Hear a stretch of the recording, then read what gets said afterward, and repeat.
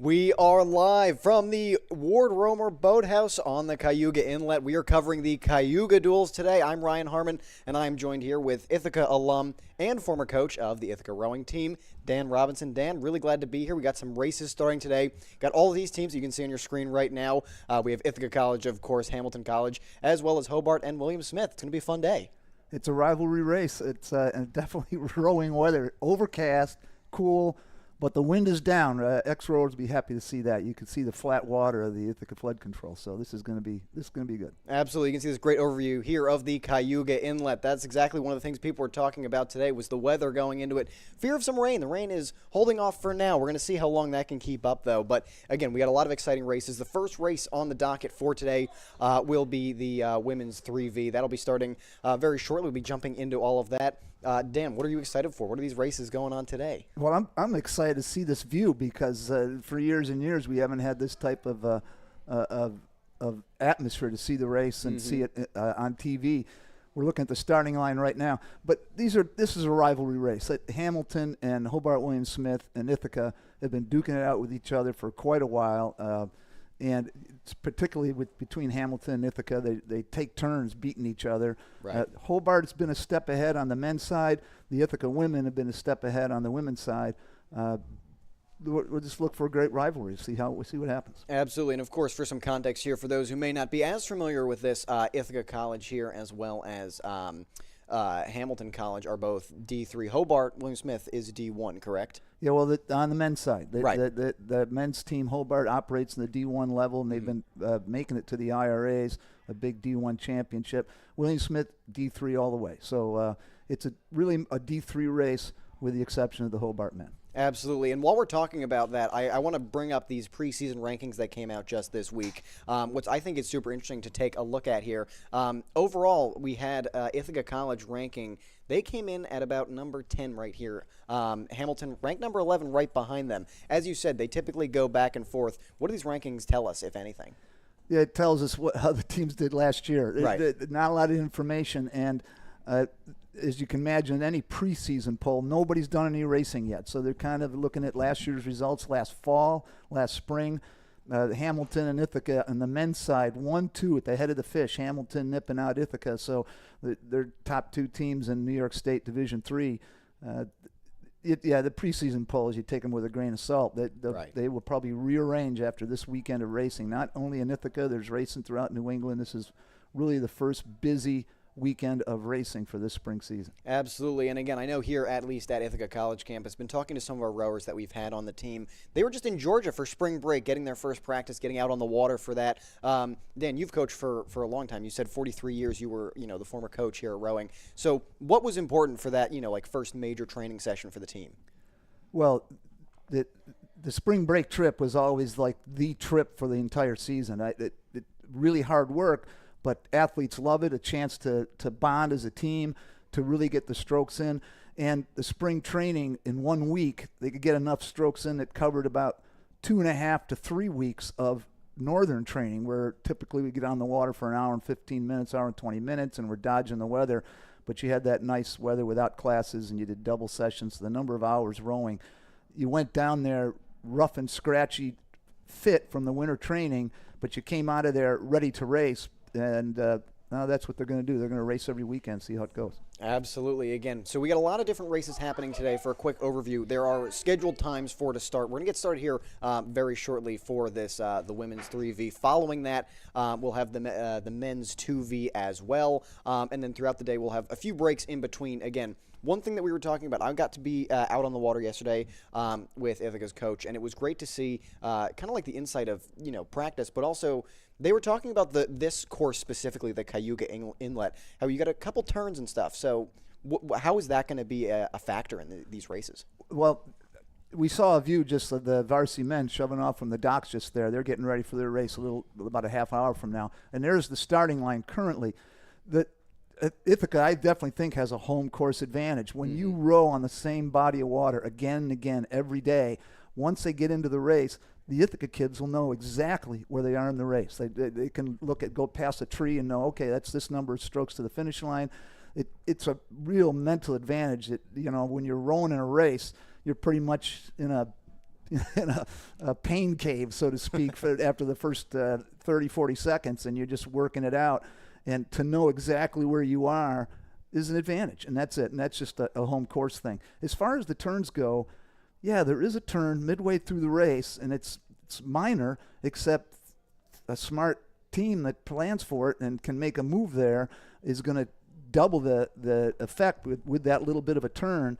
So, of course, on paper, the race is exactly the same for every lane.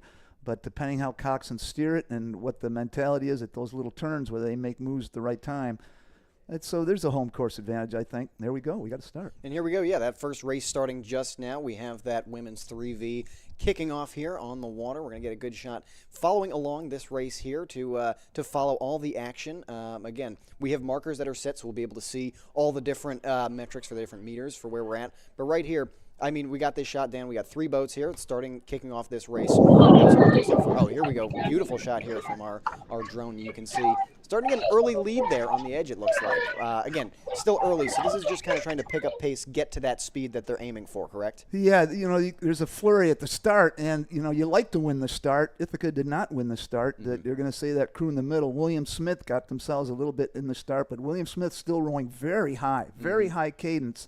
And that's going to get them an early lead. So you look at them taking more strokes per minute than either boat on either side. Hamilton's on the left.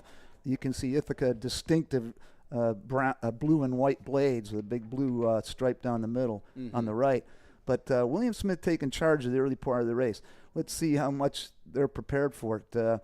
I do know that the William Smith coach likes to be aggressive right from the first season. Right. First just race. Passing those buoys there that look like about the 500-meter mark there, getting under that little footbridge that we have.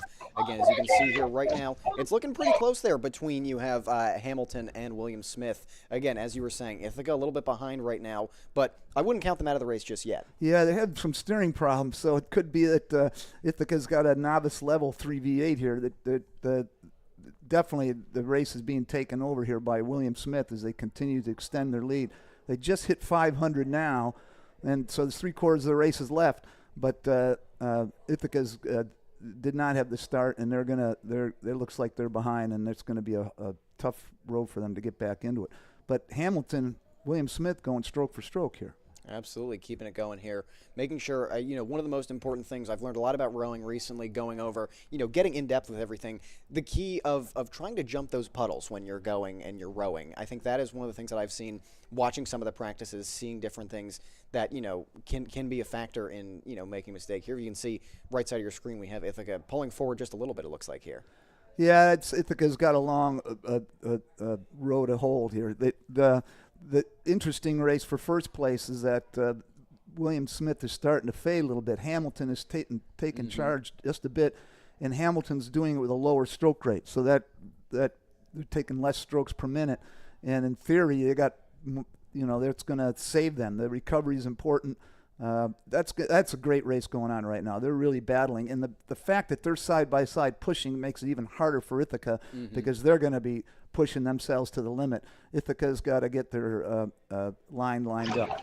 This is the 3V race, so it is the third stringers, and it's a real broad skill level. You got some teams will have juniors and seniors in that boat. Other team that beginners of rowers that maybe just started this learning how to row this winter. Right. And it looks like the Ithaca boat is probably in that level. Now we can see great view here, and with that inside of the turn, that's the turn we were talking about. Yep. Hamilton is starting to take over the race. This is a huge part of the race now. They just crossed halfway, the third 500. Any rowing coach in the country will tell you that's what you train for. The kids are exhausted right now, and they still have just as much to go as they've rowed. So they're thinking to themselves, oh my gosh, how much longer, where are we? The real competitive ones now flick a switch and really turn it on in this part. Very difficult part of the race. Look on the left and all the coaches and spectators you can see riding on the bikes there. Yeah, those are the coaches following the race. And we got a great battle with Hamilton and William Smith. Ithaca's not fading out of it. They're fighting hard. But this is going to be a race now for first and second between Hamilton and William Smith. Absolutely. Approaching that 1,000 meter mark, that halfway point for this race here for the women's 3V. Exciting at the front, but again, like you were saying, Ithaca not fully out of it yet. Again, I want to look here. Great. Again, this shot here, you can see one thing about this water too. It's lower than it normally is right now. We were in an area yesterday, like I said, being out on the water, where it was only about 3 feet. So how much does that water level have an impact on rowing? Well, in our canal, in the Ithaca Canal, you just worry about the shallow spots. Yeah. And there was going to be some worry whether lanes 1 and 3 would have to squeeze towards the middle to stay off the shore. Right. If they're doing it okay with this race, and these would be the least experienced rowers, the 3V, then it should be a good day for the 2Vs and the 1Vs. They should be able to handle it pretty well. We saw earlier that Ithaca had some steering problems, and they're still staying well away from shore. Mm-hmm. But at this point, they're not really a factor in the race, and they're just trying to finish off with a strong, encouraging row here. As far as water depth, it does impact speed, but the rowers don't notice that. It's not really a big deal. Championship race courses at the end of the year, they'll have even depth across all 6 lanes. They'll be further away from shore, so fairer water. There are little things here, but it's an early season race. The kids want to get out there and race, and I will hand it to the Ithaca rowers. They have not fallen back any further at all. In fact, they're going to finish this race strong. They might be shortening the gap on the William Smith boat that's in second. Hamilton walking away with the longer stroke than William Smith. They're opening up their lead. So now, we're in the last quarter. Yes, just past that 1,500 meter mark there, approaching that finish line that's just before the Ithaca Farmers Market, coming to a close in this race shortly. But again, also, I think, we were talking about the weather a little bit earlier and the factor that has, right now it's a little warmer than it's been. We've had some cold days in Ithaca recently, about 53 degrees right now. Wind is not as high as some may have thought. So how much does that wind really impact? Because again, if you have it moving more in contradiction with the rowers, it can have a major factor. Wind's a huge impact, huge, and prevailing winds at this course will usually provide an advantage for lane 1. Today, though, no wind. You can see, so there's no wind advantage or disadvantage either way. Hats off to the Ithaca kids for staying right on the tail of that William Smith boat. They're finishing their race strong, and this is an Ithaca broadcast, and we're happy to see these guys. 3 or 4 weeks from now, they could be gaining a lot of speed when they work the rate up and they get their steering down a little bit better. They haven't lost anything. In fact, they clearly have closed the gap that they were behind earlier. So they're finishing strong, rolling with a lot of effort.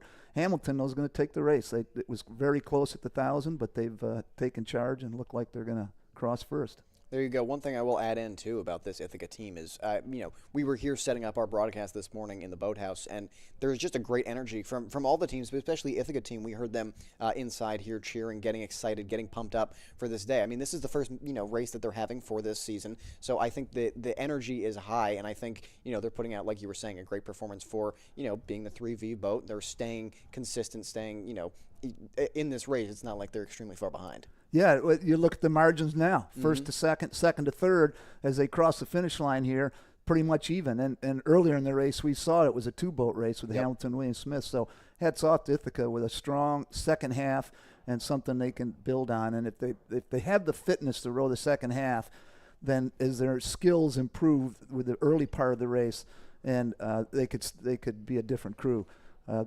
Good first race for and especially you got probably a lot of freshmen in all 3 of those boats. Right. Young crews, the 3V, and so good first race. Absolutely. We'll be having those. Hats off to Hamilton.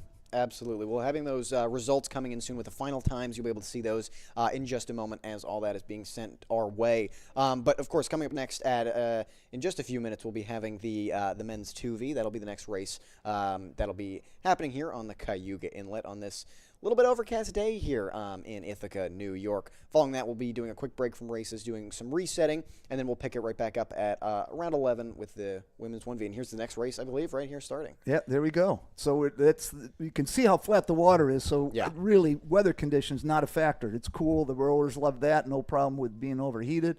They got flat water, so it's steering in that narrow course early on is a factor. And we have a start to that second men's varsity, and that's a step up. Lots of upperclassmen and experienced crews and experienced guys in those boats. Although overall, the whole roster, Ithaca men have a very young team, and they'll have freshmen and sophomores in important positions in their top 2 boats. So they should be coming in soon. Hopefully we get another view of the start. Yeah, we should be able to see that soon. But again, yeah, lots of races to come today. So make sure to stay tuned. We'll be following it all. Like I said, we'll be getting those results from that first race. And throughout the day, we will be continuing with the rest of the race that we have, bringing you results. And, of course, live coverage here. We are in the Ward Romer Boathouse here in Ithaca. It's an exciting day for racing. Energy is high. All throughout here, we have a lot of spectators. People came to come and check it out. And, of course, we have people here watching the live stream. It's a great day for rowing. Yeah, and I'm looking at the race coming through.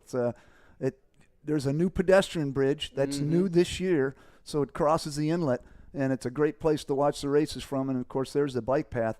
I'm not sure of the lanes here.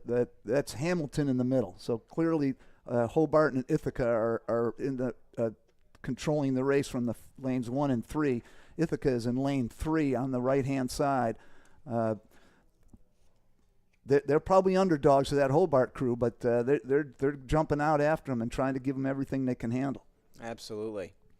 There we go. There's a good shot. The Ithaca crew up. All right, we can see Hobart with the strong lead here. Yeah, Hobart really moving forward with some forceful rowing up there, taking a very strong lead, a boat ahead at least of of that second place spot. This is all right. So this race is kind of showing itself. Ithaca had a strong start, but Hobart is mastering going through lane 1 right now. Those margins right now, they're not overcomable, but probably between second and third, it's too big to overcome. And Hobart's going to have the inside of that turn we were talking about before, so this will be a tough one.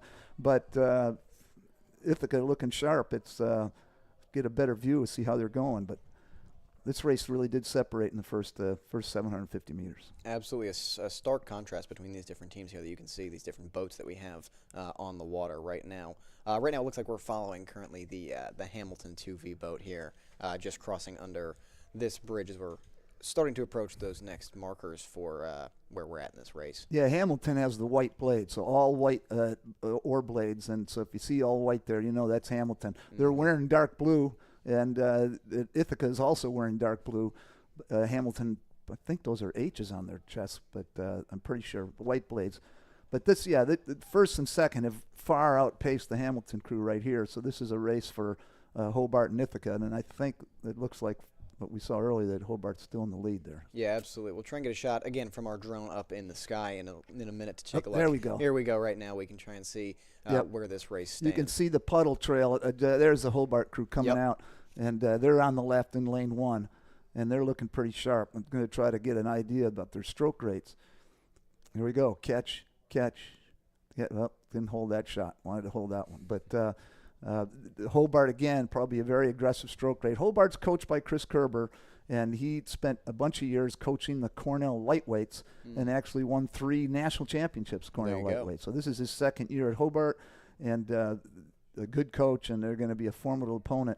And Ithaca has not defeated Hobart in the varsity race spring. It's always been our opening race since 2012. Wow. So Hobart's been a formidable opponent, and but no shame in losing to them. They can give them everything everything they can handle. Absolutely. Again, continuing on with this race, they were approaching that 1,500 meter, making it to the last quarter of this race, soon to approach that finish line. Again, right now, back looking at that Hamilton boat right here as they are continuing on. Again, catching up would be very difficult to say the least here at this point. Yep, there we go. So there's big margins between first and second, and Ithaca on the right, and then second and third. So this race has kind of spread itself out. Oh boy, that makes it look like a really big margin. And here comes Hamilton. Again, approaching that finish line here, coming to a close. You can see those buoys there approaching that next marker. Yep, that's it. That's Hamilton with 500 meters to go. That's the 1,500 meter mark. So 500 meters to go. And early in the season, the sprint's a huge part of any race, the last 500 meters. And the teams will have their strategies to pick it up at 500 or 400 meters to go or 300 meters to go. Early season, as expected, sprints aren't really too polished. They're still trying to work on that first race move. And really, when you do your first 2,000-meter race, the athletes are more exhausted than they plan. Nothing in practice really gets them ready for their first race, and they're hitting these marks here like beyond fatigue level. Like, okay, and particularly if the race is already, the outcome is pretty much decided. That's what the coxswain can call and get out of his crew. They're just trying to finish it as a training mechanism to go on to the next race. Looks like we have some results starting to come in here for that women's 3v8 that we had earlier. Ithaca's time looking right now like 7:24. Followed, we have William Smith with 7:36, and that Hamilton College, who came in first for that race, will be in shortly, it looks like here. But again, Dan, I want to talk to you as well about those strategies you were talking about for the sprints. I know we're going to get some results here, so we can hold off on that a second. This is the end of the men's race here, it looks like, coming to a close. Yeah, that's Ithaca just crossed the line. Hobart up ahead next to the white launch. Yep. Now those boats to the left, they're waiting to go down the start. When there's a 3-boat race on the course, nobody can be going towards the starting line. They have to stay off the course so there's no collisions. Right. You may have noticed on the schedule they have 2 races back to back, and then there's a gap while the next 6 boats go down there. They have 2 3-boat races line up again, and it'll take about 20-25 minutes for that to happen before the next one starts. So we saw the first 2 set of races, and Hamilton was the winner in the women's 3v8, and Hobart took the men's 2v8. Ithaca was second in that men's 2v8, beating Hamilton. And earlier on, it was Ithaca finishing third behind William Smith in the women's 3v. So, yeah, and here again, we're going to try and get some of these final times in that we can see now. Like we were talking about earlier, William Smith there came in second with 7:36 on the clock. So this was the 3v, as we were saying. So this is kind of like your third string. Right. What are your typical times that you're looking at then for this level? Oh, all right. So we know in rowing, times kind of thrown out the window because wind and everything slows them down. But we have a flat course today. All right. So you can kind of get a little bit narrow in on what you want for times. Exactly. And eventually, the good 3Vs are for women probably the 7:20 neighborhood, 7:20, 7:30. The varsies are going to be 6:50. So that's what they'd be shooting for. A little bit hard to say. There's some little currents going on, and the runoff from the melt from the past winter. So really, you can't take times, but you can certainly feel good about a time or feel poorly about a time. And if you're at 7:30 with a 3v8, that's okay. That's something to work with. Yeah, it looked like first place there. I don't know if we'll be able to get that graphic up again, but came in at about 7:24 is what that time looked like. Now, of course, we have some boats heading back down the inlet here to get started on the next couple races. I'd say for the 3v women, a 7:24 time this time of year, flat water. That's pretty good. They're going to feel pretty good about that time. We should have noticed too that in both cases, lane 1 ends up winning the race in both the women's and the men's race. Right. Is there an advantage to lane 1? Hard to tell without actually being out on the water. Right. But again, early season water. There's some currents in the water. There's a flow. Isn't really any wind. Not a factor there. But who knows? Just something to speculate. Right. Yes, there you go. We got those graphics again. Just take a look at 7:24 for Hamilton coming there first in the women's 3v8. Yeah, Ithaca 7 seconds behind. Ithaca being 7 seconds behind William Smith at the end. They were further behind William Smith in the first half of the race, so they did cut into that gap a little bit. A strong finish for them. Hats off to them. Absolutely, yeah. So we got a lot more to take a look at today, of course. We're going to be in a little bit of a break right now, Dan. We got some, like we were talking about, those boats are on their way, moving back down to get those next couple races started right on the Cayuga Inlet. But so far, we got to see a strong, exciting start here for these for the regatta today. Yeah, it's nice to have the races. There was some worry about the low water, right? But the 2 races navigated it okay. We saw some steering issues, no problem. They're going to work it out. And like any other sport, the first competition of the year is a little experimental, and especially so in rowing, dealing with elements and logistics, and trying to navigate a course, literally navigate a course. So all 3 crews getting something out of this race. Absolutely. And being able to move forward with it. Right, and then you can see it looks like William Smith starting to get in the water there, perhaps. As of right now, we're going to start getting those results in for that men's 2V that we had just a few minutes ago. We'll be coming in. We'll have the final times for you all, so you can stay up to date with the exact numbers for when those races finished up and the times for each boat. I would say just going to guess that with Hobart's winning advantage, that they could have been low between 6 and 6:10, which would be a really good time. Right. So it's interesting to know whether the water's fast. I'll have a better idea after the men's races about how the times are reflecting what the speeds could be. Absolutely. So the next races we have coming up, we have the women's 1V. That is the next thing we'll be looking at. And right after that, we'll have the men's 1V. But right now, I want to toss to our Shoreline reporter, Carly Kurger. Carly, what do you got for us? Hey you guys, I'm Carly Kurger and I am the Shoreline reporter today. I'm here on the Cayuga Inlet. Let me tell you, this is so exciting. I am so happy to be here. There's actually a drone over my head right now for this broadcast about to land. This is so exciting to see. A little bit about this race day. We have Hamilton, we have Hobart, Ithaca College, and William Smith all competing today. So I'm going to be standing by, doing some interviews, checking out what's going on here. Oh my gosh, the drone is landing right next to me. So cool. But I'll keep you guys posted throughout. This is going to be a great day. I'm so excited to be here. Thank you so much, Carly, for that report there. Again, we're going to get started with these next few races in a moment as everyone is making their way down the inlet here. But Dan, look, you coached here for a long time, as we said. What are some of the highlights and things that you've seen in your time here at Ithaca College?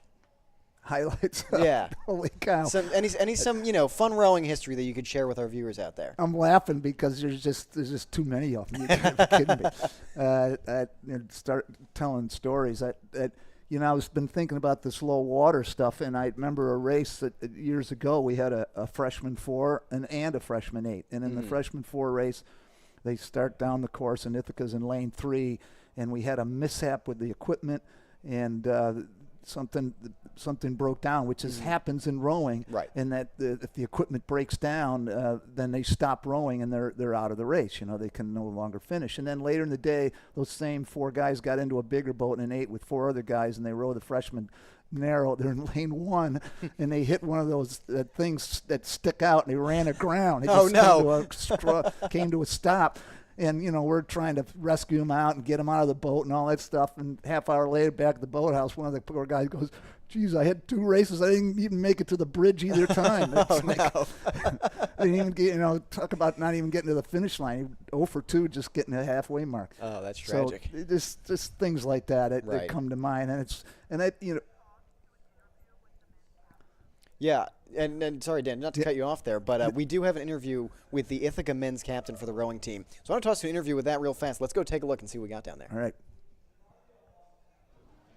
All right, you guys, I'm here with Riley Maynard. He's one of the captains of the team. How are you doing today? First race of the season? Yeah, it's always a pleasure to be out here.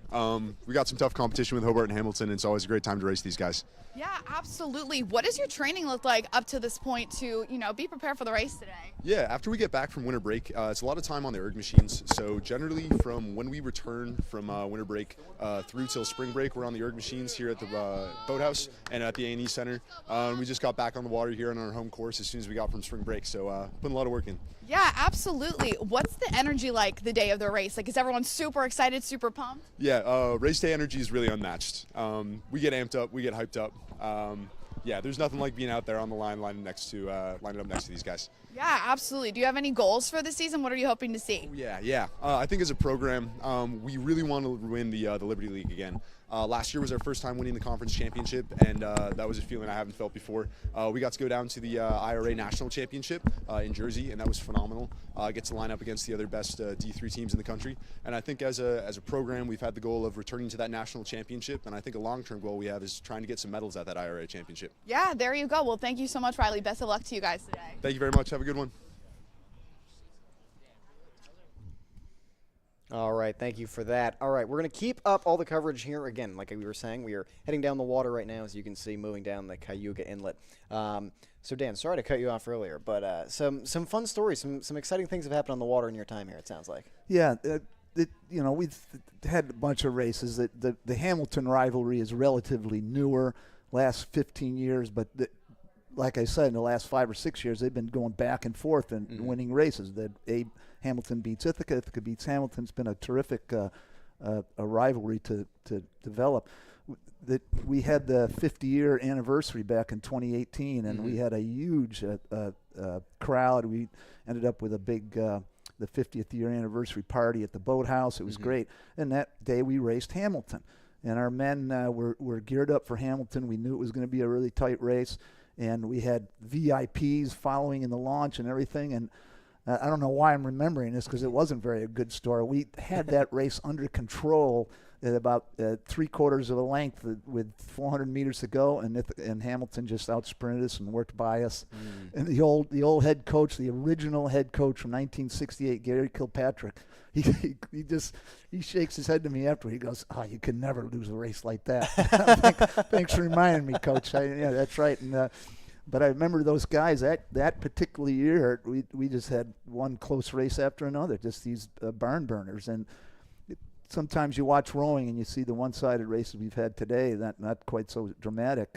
You forget about that. But once you get in the higher level, the varsity levels, lots of close races and a lot of exciting things happen. Right. So, and as we were talking about today, kind of the rivalry that we have with these teams that are here today, were these always the big rivals for Ithaca rowing, or have we seen it kind of change over time? Yeah, it's definitely changed over time. The Hobart's been a rivalry for quite a while. They've taken mastery of it the last 15 years. The men philosophy with how they've been able to recruit and build their team to go on a Division I level.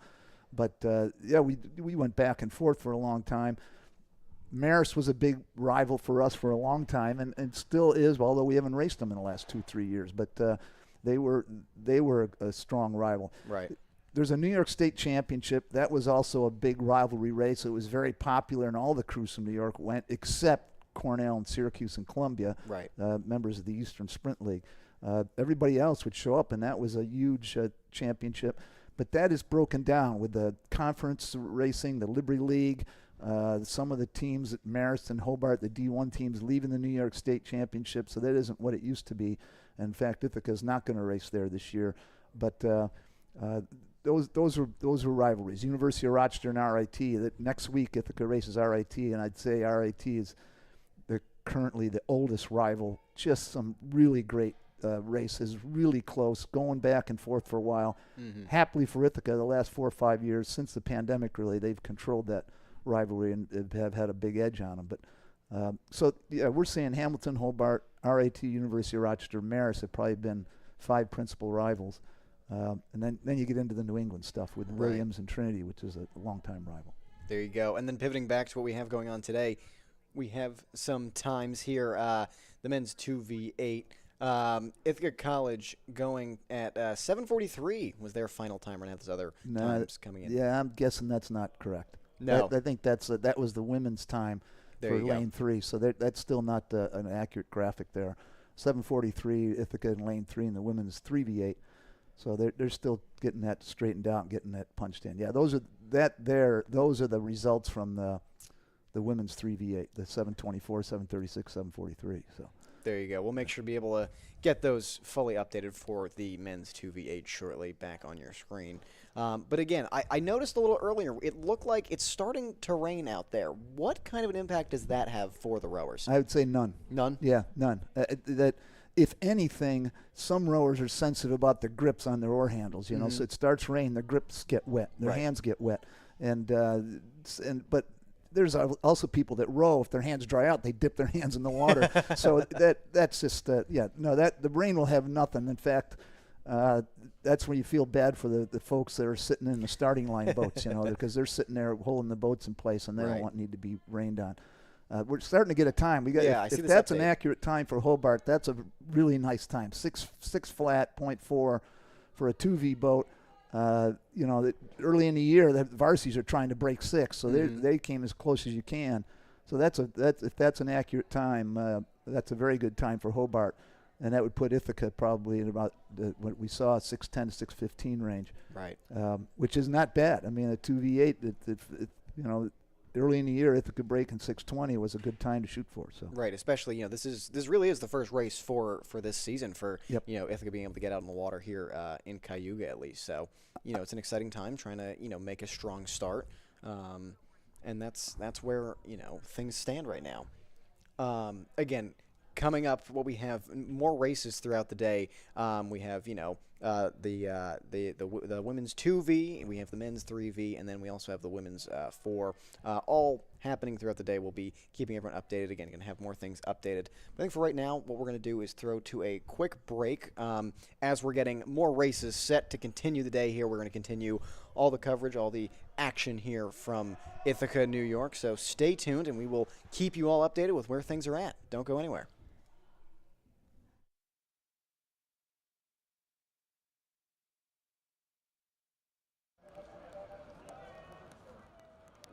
Can someone come down and please catch the women's varsity for Hamilton? They don't have a skate.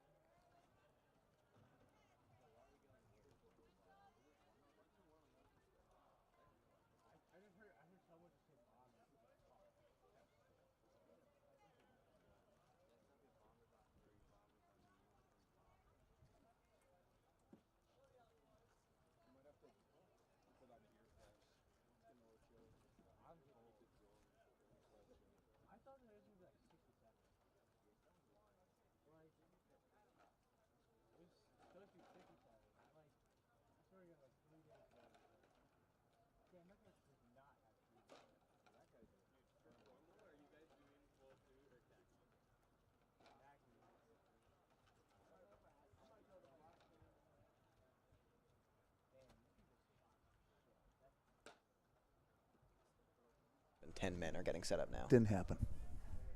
Did not happen. Catherine, can you hear me? Catherine, can you hear me?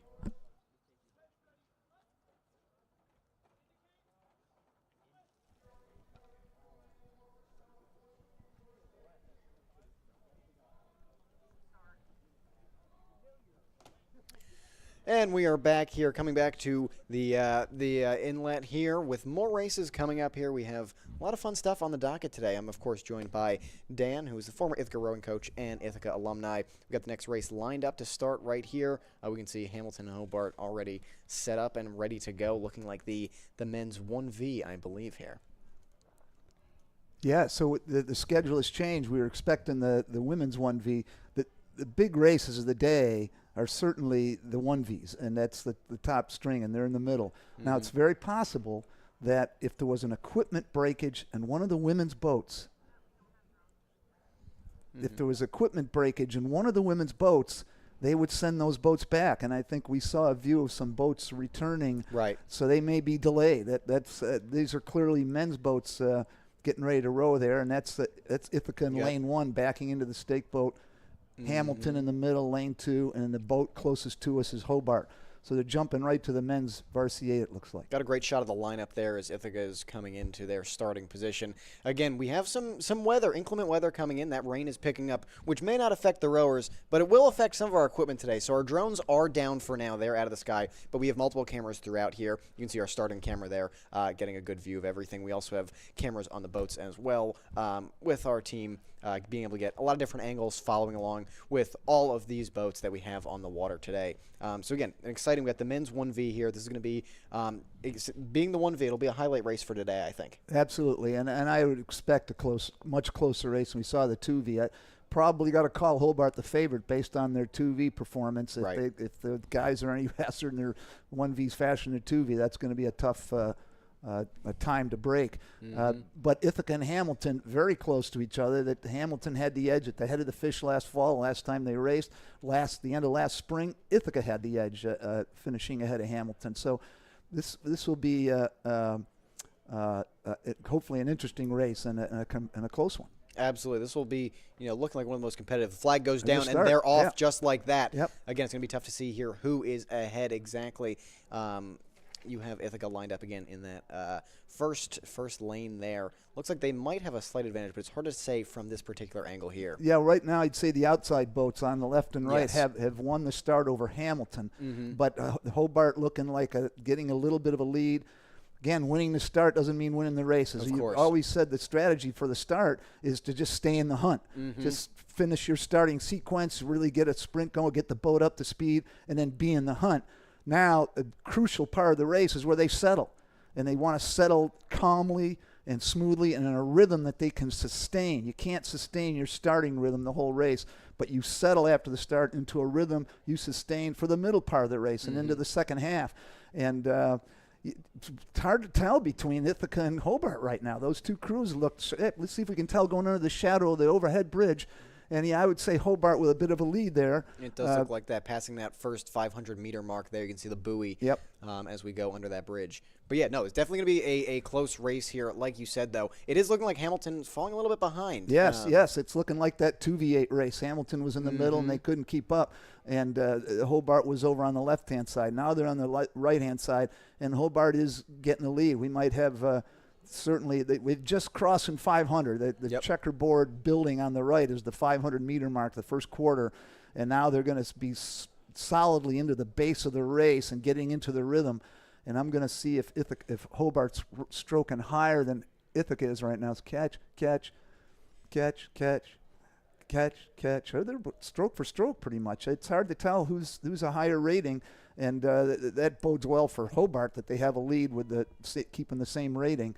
But Ithaca's staying in it. Ithaca's separating from Hamilton And that's a good sign, too, for the Bombers. Absolutely, but definitely a strong start here for Hobart, and not even just a strong start, but I mean we're going to quickly be approaching that halfway mark. They've been able to keep that pace up. Again, Ithaca trying to catch up here, but again, Hamilton just kind of getting stuck in that back. They really got to put it into overtime. I was telling you about a home course advantage. Now the Ithaca guys know the bridge is coming. They just went by the cross channel. That's about 750, and they know that turn is going to favor them as well. They're going to have a 4-seat advantage from lane 1 to lane 3.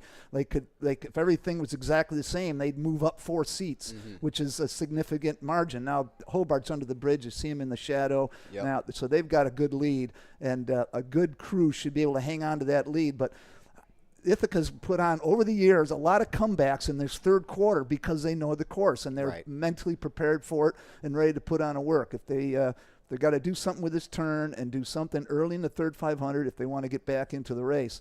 The good news is they are separating from Hamilton. That's going to be a good news out of this. Ithaca varsity's moved past Hamilton. Absolutely. And Dan, I know earlier I'd mentioned talking about strategy. What is the call here for the Ithaca team? You're going up against the other, 1Vs. What's kind of your point that you want to be at right now at this portion of the race?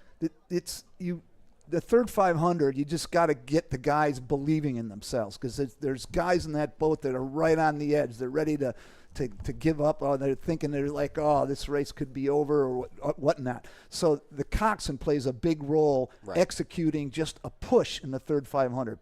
Keep pushing, make your 10s count. You don't want Hamilton to think that they can be back in the race. On the other hand, and in the same token, you don't want to let the race get away completely from Hobart. You're still chasing. Ithaca's in a good spot. They got Hamilton in their sights, so they're going to have some energy to hold on to that margin. And we saw an Ithaca women's crew earlier on really from way behind cut back into a lead and hang in there. Let's see if Ithaca can do the same thing. Hobart clearly leading now. I wish we'd get a little closer to see what the stroke rates are. A little bit too far to tell. But, between Ithaca and Hamilton, it's an encouraging result for the Bombers. Absolutely, and you're coming around here, you'll be able to see some of the spectators on the right side there. A little tough to see where things are at, but like you said, Hobart taking a strong lead right now. Not that Ithaca's out of the game just yet. You can see them over on the left side of your screen, right across from the Hamilton boat there. But again, it's a rainy day here. As we were talking about earlier, the wind is low. Here's a great shot here right by our finish line here. We can see the boats coming through. That's Hobart. That's Hobart with a commanding lead in Ithaca in lane 1. Yeah, as you can see, as you said, that's a great way to put it here, is there is a distinct difference. Look back there, Hamilton looked like they're trying to, catch up to that Ithaca boat. Not as great a distance between Ithaca and Hamilton versus Hobart up ahead. Hobart doing a great job of holding a high, aggressive rating. Early in the season, I mentioned before, sprints, not very polished. It's going to be hard to execute at this point. You haven't been in that pain cave before, but Hobart's a little bit more aggressive with their stroke rate. They're looking sharper. Ithaca looking long and strong, but not able to hold that high rating that you want at the end of a race to really be able to bring the ratings up towards 40 strokes a minute. Hobart's right there. Hobart is very crisp and strong. This is going to end up 1, 2, 3, Hobart, Ithaca, and Hamilton. But yeah, Hamilton, a quality varsity crew. They're not fading out, but a good margin for Ithaca in this one. Hobart's doing what they've done. They've done it for a dozen years now, and they're still going to be a tough team to beat. Absolutely here, coming towards this finish line here. Again, watching just these boats, just all very impressive, of course, as we're now making our way around the Cayuga Inlet here, reaching the end, that finish line here. I can tell you a little bit about the Ithaca lineup, a really young crew, so that's exciting, and they've been young for a couple of years, and they have some seniors, but 2 of them are out injured. Right. And Captain Riley had broke his wrist, Riley Maynard, and Wes Hoagland recovering some back injuries. So, good job for Ithaca with still a young crew and planting themselves in between those 2 crews. Absolutely. Coming to a close here, we got this next marker. Rounding out this race here for all teams. We're going to get all the results coming in soon with those official times as we close up on this race shortly. So I guess it's pretty official that something happened with the women's race that was supposed to precede this race, so we don't have a women's varsity result yet. I think it must have been broken equipment. I don't know if we'll get a report later, but those crews return to the dock, so they'll fix it and go back out. And how they reschedule, I don't know exactly yet, but. Absolutely. We'll keep you all posted, though, with the updates as things are developing. Following this race, of course, we do have lots more. We will be having the women's 2V followed by the men's 3V, ending off with the women's 4. And that's where things are looking right now. This race coming to a close, going to get these final times in for the men's 1V here at the Cayuga Inlet. I'm curious to see what these times are going to look like. Again, we were talking about times earlier. What is for a 1V compared to the other race we were looking at? What's the time that you're looking at as a coach for what you're striving to get? Well, early in the season, and then every to have a really strong varsity 8, you're trying to break 6. Right. And it doesn't always happen. And even if you had a boat that broke 60, you have the conditions that they're favorable to breaking 6. So we saw that Hobart JV boat with a 6 flat, and that's a sparkling time for a 2V8. So in theory, the Hobart 1V's faster. If the times end up being slower, because I'm seeing a little breeze out of the north, okay, where that rain came, a little breeze, you can see the water going right to left slightly. Yep. The varsity time might be slower. The 1V for Hobart may not have broken 6, depending. We'll have to see what they tell us. But that's a target you go for, and it's hard to say otherwise.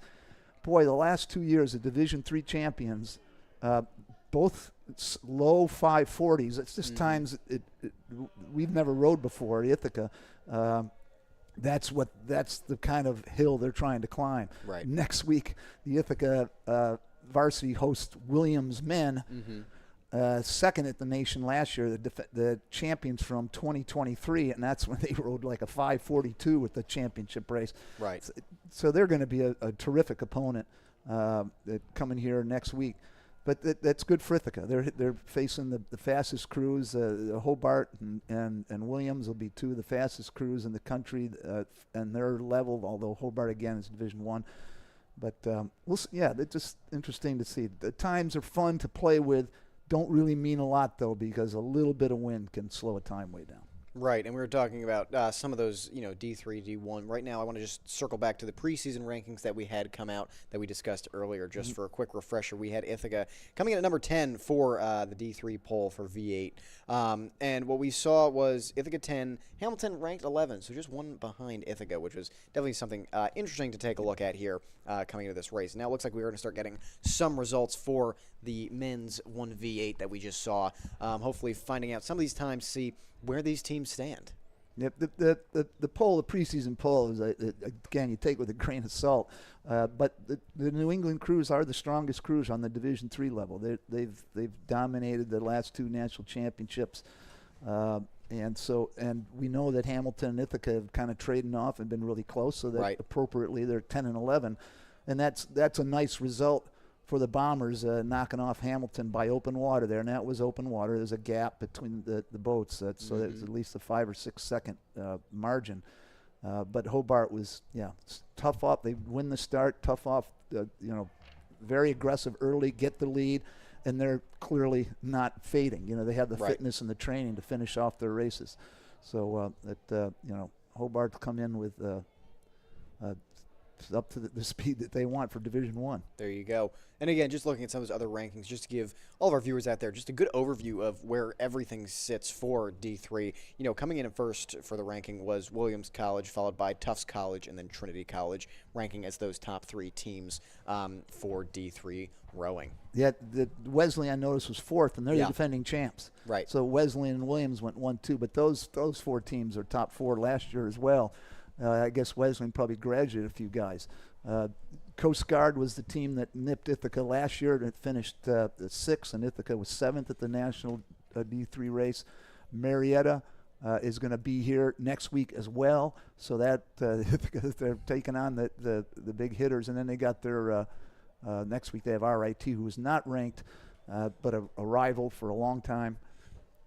And and you see Bates and Colby and WPI, more New England schools. So New England schools really are the targets for Division III. For sure. But today, right now, we are waiting for the Bombers, the Statesmen, the Continentals, and the Herons all facing off here right off of Cayuga Lake at the Cayuga Inlet. We're waiting for these next few races to get going. Again, we've seen An exciting day here for the races so far, and it's going to get even more exciting as the races continue. Weather has been a factor, of course, today. We did say the wind has been low, but the rain did start to pick up a little bit, and it's been more of a factor for the broadcast team than it has been, I think, for the rowers out there. Just looking at it, of course, we have angles set up all over the place, trying to bring everyone the best coverage that we can here. But Dan, what else are we looking at going into these next few races? We have the women's 2V, the men's 3V. What are these groups hoping to how are they hoping to perform today? Well, the 2V is the second string varsity. So and the core of every team is going to be their top 2-8s, the varsity 8 and the 2V8.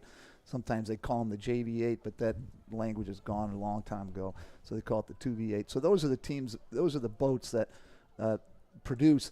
Everybody else is the depth. It's the future. It's like they used to have novice rowing. That is fading away in Division 1, 2, and 3 racing. So novice rowing isn't such a big deal. So therefore, a lot of beginners in those 3V8s or the 4s, those would be the substitutes, the backups. The guys right. that fill in that role. So the 2V8's a big race and particularly on the women's side, the NCAA championship at Ithaca has gone to like 20. The women have an NCAA championship. They take 2-8s, so it's the first 8 and second 8, and it's the performance of both boats combined that declare you national champion or not. So Ithaca's women have won 2 NCAA Division III national championships based on performance of 2 boats. You can't win without having 2 boats. So that's where the 2 boats a big deal, and the women's 2V8 is a big race. 3V8s again are beginners and the novices, and that's your future, and that's what you want to try to develop and hopefully and of course during that jump, Coach might decide that that guy in the 3V boat has really improved. We're going to move him up. There's a freshman. We're going to move him into the 2V and then eventually into the 1V. They're going to do things like that. They're going to change lineups to see if they can get more speed. So that's always a work in progress. So anyways, we were talking about rivalries, and I was going to talk about the story because the races we've seen so far, they come out in the last 500 and we get that good shot, and it hasn't been, they haven't been really close. Ithaca used to have this huge rivalry with Georgetown. Right. I'm dating myself, so that's like this is 20th century stuff. But it was Georgetown was the opening race every year. That got replaced by Hobart in the late 1990s. But before that, Ithaca opened with Georgetown, and we had a race with Georgetown, and it was the big varsity 8 race, and they're coming down the pipe, and we didn't have the cameras, and we're standing. The spectators and coaches are standing on the docks waiting for them to come out to see that last 500. And sure enough, they pop out, and there's Ithaca in the lead by 3/4 of a length. And it's a close race. Right. Ithaca's leading. And the coxswain, I told you what the role of the coxswain is to execute the end of this race and get him sprinting and all that. The coxswain immediately gets out in the open and turns right to the crowd. His head turns, gives a two big thumbs up because he's like, oh, we got this in the bag. Right. We only got a 2.5 second margin here, but it's in the bag. He was so cocky, and it was so exciting, and he was so fired up. And Ithaca did hold on to its lead and won the race. Well, there you go. But I don't think I've ever seen the coxswain ever do that. Quarter of the race to go, he's already putting it in the pocket. That's one of my favorite memories of a race at home. So there you go, a cocky coxswain. That'll always get it done there. That's it. All right, we're going to keep following here. We have some more races that we'll see as things are developing here. Looks like we got one of this boat. This was the 1V boat here coming out of the water right now. Following with everything that's been going on. As you can see here, there is the Ithaca Boathouse, where we are broadcasting live from today. You can see we have some teams outside, spectators getting things ready as we're preparing for these next couple races. Again, just to reiterate, we have that women's 2V, the men's 3V, and the women's 4 all coming up soon in our broadcast.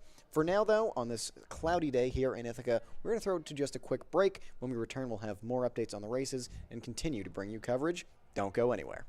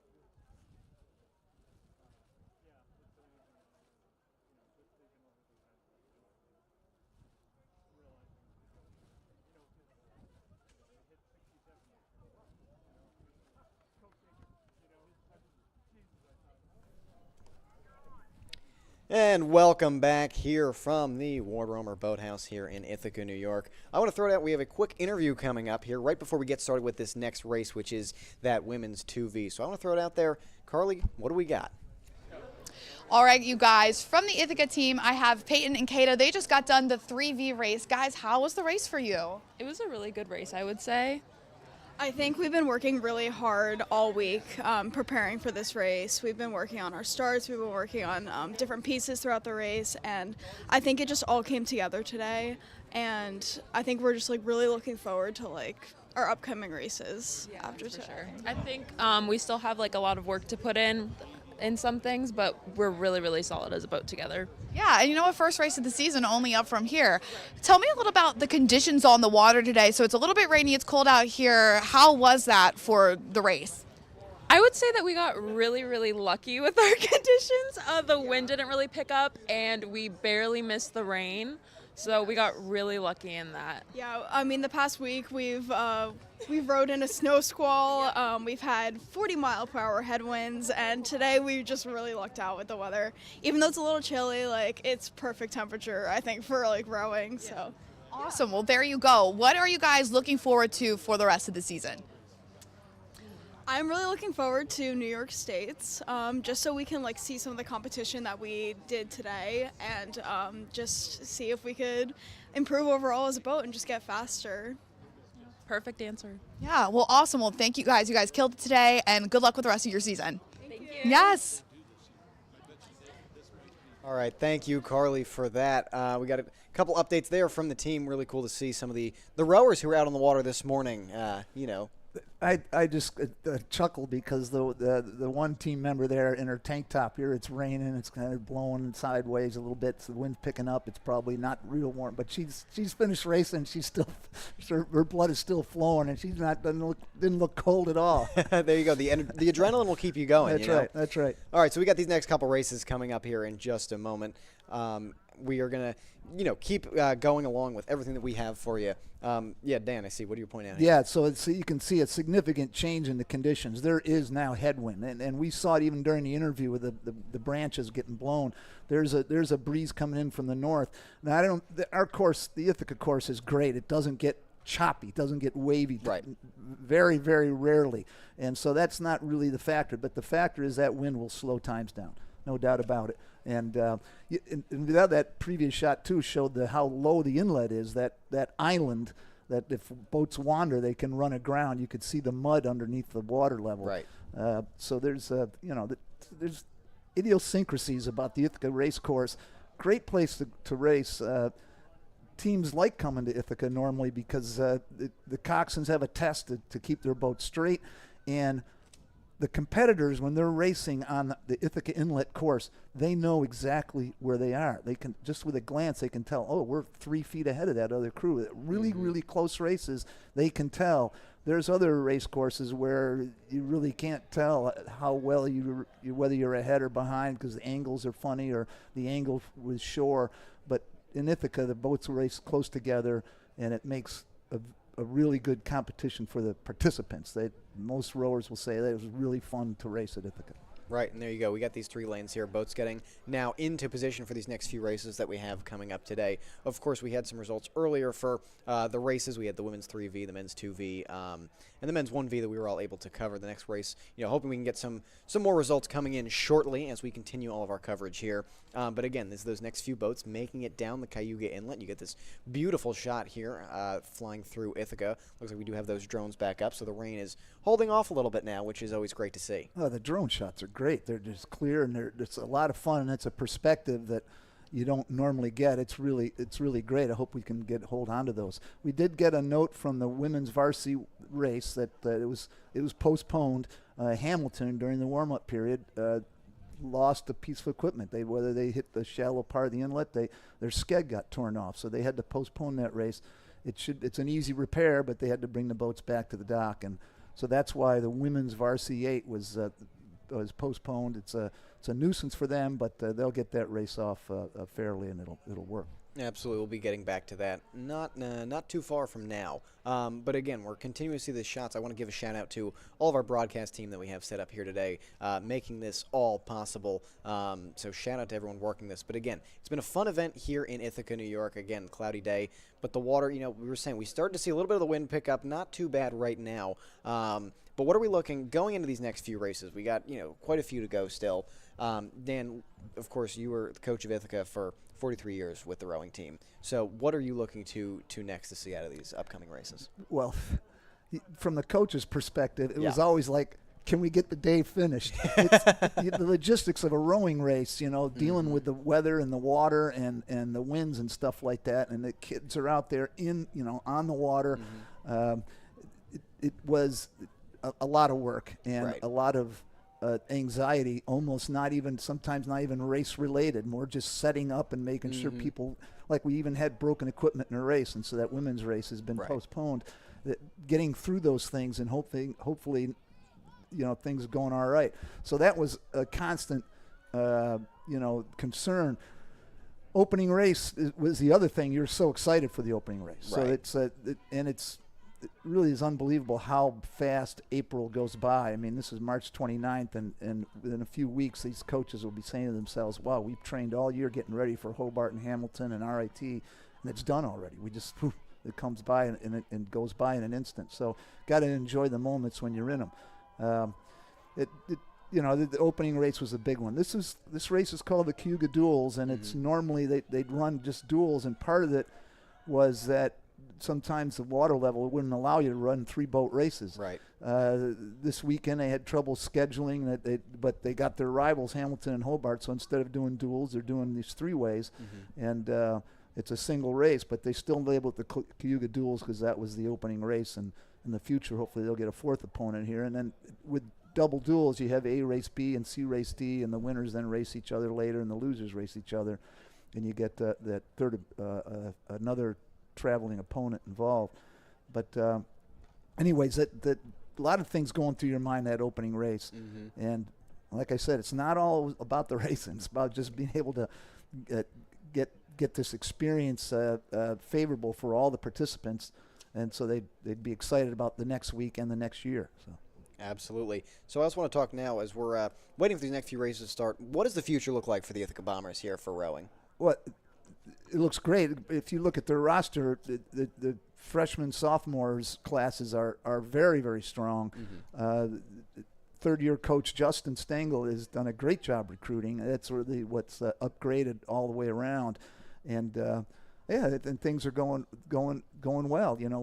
We're sorry that our longtime athletic director Susan Bassett is in her final year, and she was a terrific for the rowing program.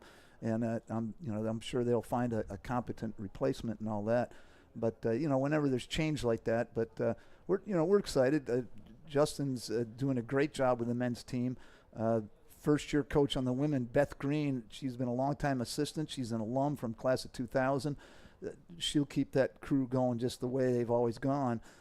So that's exciting. And for me, it's gratifying to see that. There's enthusiastic coaches. There's effort being put into the program. Just this telecast, it's basically a first. I mean, they started doing this a little bit during the pandemic with some drone coverage, but setting it up, I see the students from the communications school that are putting it together and the experience that they're getting. I mean, this just tells me that people are paying attention to rowing, and that's a good thing. That's a good thing for years and years. The rowing team was the team that practiced off campus. Nobody knew anything about them. It's like it's in a dungeon. They're the varsity Here we times. go. We have the varsity times here for the men's. 1v8. We have Hobart coming in first at 6:11. Ithaca College 6:22, about 10 minutes, or excuse me, 10 seconds right Yep, behind that, yep. and Hamilton College 6:32, all 10 seconds apart. Yeah, that and we saw that, and we also see that the wind picked up a little bit, and so we saw that Hobart 2V doing a 6 flat, and the Ithaca 2V was like 6:23, if I remember correctly. So that the conditions are slowing down just a little bit. So you can't really tell a lot from those times. Those are competitive times, low 6s, and we saw Hobart take charge. It was a race that they controlled, but not overcomable. I'm telling you, it's again early season. Things happen, and don't count out Hamilton down the road, and don't count out Ithaca trying to chase Hobart. Now I don't know if they will race each other though, because Hobart, following that Division I trajectory, Ithaca may not race them again this year. That it may have been it, but they'll see Hamilton again on a Division III level. So hopefully that will continue. For sure, and here we're coming back to the starting line. We were just talking about finishing times there for the race, but now we're back lining up for the next race here. We have the women's 2V getting in position here, it looks like. Ithaca sitting in that third lane. William Smith this time in lane 1. Yep. We did hear that the women's varsity race was going to be postponed to the next grouping, so they'll be racing around 12:20, tacked on at the end right after the women's 4 race. There you go. So the 2V race is, like I said, a big race, and that's part of the varsity group. These teams trying to get a bid for the NCAA Division III championship. Both boats, the results for both of these boats play a role, and so there's been some teams who've had good varsities, but their 2Vs weren't up to snuff, and they didn't get selected for the NCAA because they didn't have 2 strong boats, and that's what you need to have to go to the NCAA championship. There you go. Now waiting just for the last boat to come in, which will be Hamilton right in the middle in lane 2. Again, we saw the men's 2V, we saw the women's 3V. So I'm curious to see how, the final times are going to look like for this in comparison, especially for the women's 3V, kind of giving that, the distinction between those two. Yeah, well, we saw the Hamilton as the dominant crew. That we saw William Smith get off to a very quick start, rowing very aggressively. They couldn't hang on to that aggressiveness, and Hamilton was able to spread it out in the last half of the race. So see if that happens. And we saw Ithaca not really being able to keep up off the line, but then just settle down and row a strong race and have a reasonable time. So we'll see what happens with that one. It'll be an interesting race. Again, it's a rivalry race. Hamilton, William Smith. Ithaca's had the edge the last couple of years, but heck, anything can happen. Let's see what's going on. There you go. As Hamilton comes in, they'll be getting ready to start this race momentarily. So it'll be an exciting start here to this next grouping of races that we'll have happening. Again, I want to keep following with everything that's going on. We had those results come in for the men's 1V just a minute ago. When Ithaca College won its back-to-back NCAA titles in 2004 and 2005, they were wearing yellow visors. They've never stopped wearing them. So a very distinctive look for the Ithaca College Bombers. They're navy blue and white, but they have the yellow visors. The women wear those yellow visors, and you can always pick them out. And that's been a really Team United thing. They've been doing it for 22 years now, and that's their signature. There you go. A little bit of the Ithaca history. Always good to see. So they're really close to a start. Yep, getting into position now. William Smith in the green, yep. Yep, you can see some of the coxswains there starting to make some moves towards the rowers in the boat. So as you said, close to a start here, ready to kick off this next section here. And they're off just like that. Ithaca's starting strong there, it looks like, and so yeah, they timed that first stroke. They had themselves going. Interesting watching the steering, and that's the narrow canal. You see 2 and 1 converging a little bit, and they got to make adjustments. And if you're making adjustments during the start, that's not your fastest speed. If you're doing a little wiggle there, you're losing some space. Ithaca definitely winning the start on this race. Absolutely. Now, again, we said earlier, winning the start doesn't mean a whole lot, except generally the early season, and we've seen better boats, the boats that won the start would go on and hang on to win. Let's see if Ithaca can keep that going. Absolutely. Again, looking at the start there, you'd see, it's really neck and neck, too, between Hamilton and William Smith there. That's right. Yep. Going back and forth. It almost looked like William Smith was going to get a little bit of a lead at first, not on Ithaca, but on Hamilton. But again, right now, it's really too close to call really who's ahead, maybe by a hair Hamilton. Those two poles on the right, you can just barely see them. That's 250. There you and go. now they're past any breakage. Anything that happens in the race now is permanent. So if somebody were to break something, they're out. The race is done. They don't bring it back after 250. Ithaca has won the start. Now they're settling into their rhythm, and I'm trying to see if the ratings are the same. Ithaca's staying aggressive. Absolutely. They're not. Hamilton's having a steering. Hamilton's going to the left. Oh yeah, that's interesting. Now the referee's growing crazy, and look how close to shore William Smith has to go. That's just helping Ithaca. Ithaca's got its line, and Hamilton is unable to keep a line going, and that slows him down. So let me ask you the question here. What we just saw, Hamilton in the middle there, kind of leaning towards the port side. What would cause something like that to happen? They're just rowing, and the coxswain loses control of the rudder. The coxswain has steering cables, and they control the rudder. If they're not handling that rudder well, they're going to serpentine, Right. So that might be a coxswain error, an inexperienced coxswain. The coxswain also, that's a tough position to be in. They got boats on either side of them, Of course. and they're nervous. There's like, I try to get to the right, I overcorrect. I get to the left, overcorrect. Now, the other thing is maybe the boats are set up, lined up, that the power isn't the same. Like the four people rowing on starboard are out pulling the four people on port. That's rare. The coaches should see that in practice, fix it, make the lineup change. The boat should be pulling straight. And I would guess, especially at the 2V level or higher, that's, you might see that with a novice boat, but with beginners. That's the coxswain's got to fix that and got to figure it out. And of course, they're going through a bridge, so they can't be serpentining to that bridge. They got to clear those abutments.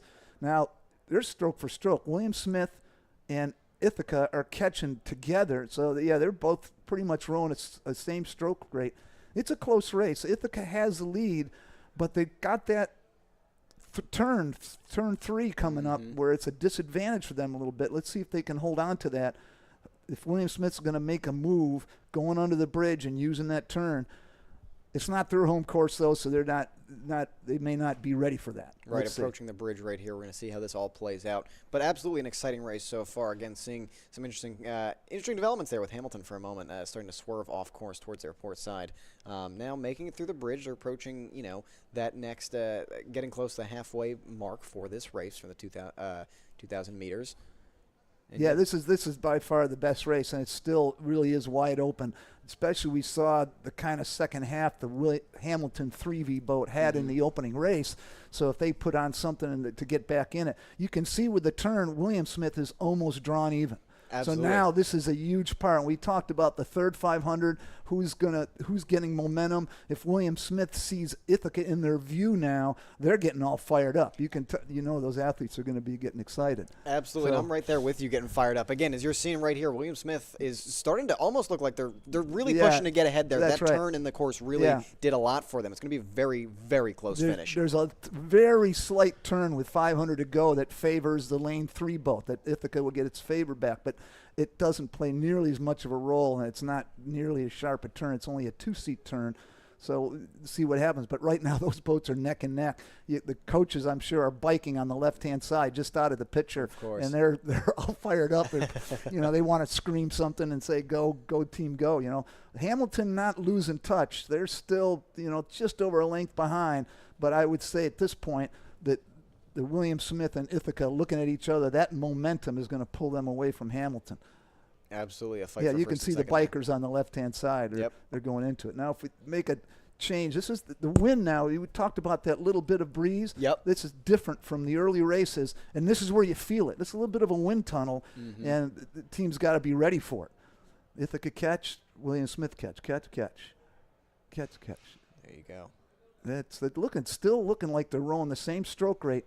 And Looks like William Smith's starting to pull ahead ever so slightly. Yeah, this is a close race. The And bow of the boat. I hope we get a good camera view to see the race to the end. Yeah, for perhaps a photo finish. You never know. Like you said, when that course shifts again, Ithaca could be able to get relatively even, if not a little bit ahead. Ithaca's made a little bit of a move to try to bring the rating up, but it's not putting them in front. I think their rating's a wee bit higher than William Smith. You'll see the little bit of turn to the right, and then it should be a straight shot. the Coxswains play a big role. Yeah, that's a dead even, and we can't call it from here. That's Right. really close. The Coxswains play a role how straight they can steer this last 500 because Right. the inlet here widens out, and if they look at the shoreline, they'll get distracted, and you can see William Smith doing a little bit of an angle thing, getting away from shore. This is really big how they steer this. And here, look at this right now. A great shot coming Yep. from our boathouse. That's It's the boat. clear Ithaca is ahead. It looks like from this angle. But that's deceptive. But right. that's deceptive because That's as we right. were looking at that drone shot, they were neck and neck. Yeah, I'd say right now, like anybody from the docks thinks, oh, Ithaca's leading. That's not really what we're seeing. Exactly. There's an angle there. There, But you got it. Yeah. they got a seat. It looks like they got a seat up. They made that turn and did take a seat or two. It's not half a length with the other view made it look like. That's like 2 seats. We could be looking at a photo finish here. Very Yeah, close. and the Hamilton's getting squeezed out because the referee could be yelling at William Smith for coming out of their lane. See, there's no lane in Yeah, the they're middle. really narrowing the two boats there. But they're going to decide that Hamilton's far enough back, it doesn't impact the race. They won't make any kind of decision. Ithaca's pulling Ithaca, out. I'm Ithaca's watching this here. getting their finish together.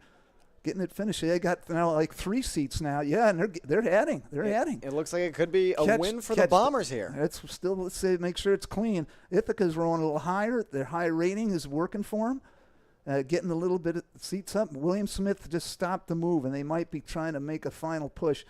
But Ithaca doing a good job in this last 500.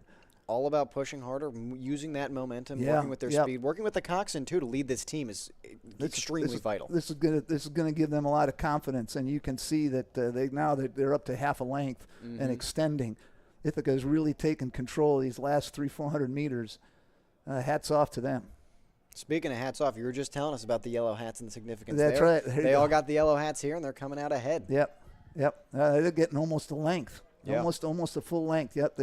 William Smith just couldn't. William Smith used a lot of gas to get back in the race in that third quarter. Right. And everything you do in a race, you pay for it later. If you Of have course. to push hard early, then something sucks it out of you. Right. Hats off Ithaca to its victory there. Absolutely, very strong performance. I'm curious to see those times that we get fully. And now here, of course, you do little have re- Hamilton crossing the finish line here to round off this race. But yeah, strong performance. This, I would say, an extremely exciting race that we had here today. Yeah, it's great.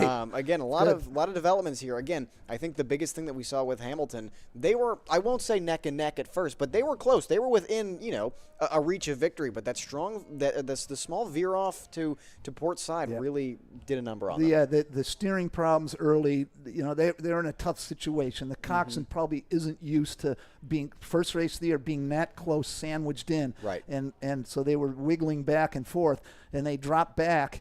And then the second half of the race with William Smith and Ithaca locked in, they would fall back. So we have.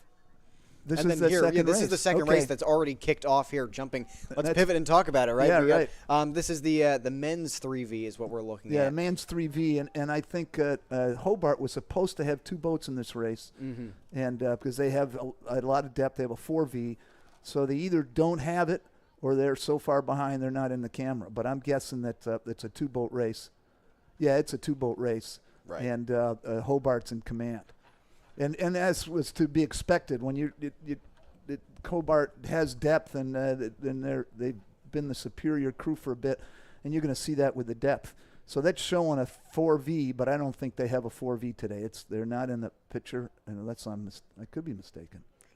We'll have to wait and see as we get more information coming out of this race here. But again, we're going to be having Well, those. maybe I'm wrong. Maybe there is two boats, and they're both ahead of Ithaca.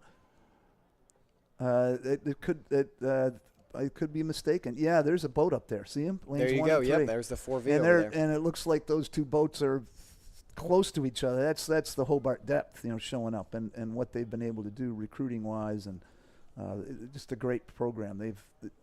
Their transformation of their program from from 2010, then again from 2010 to now is almost unprecedented.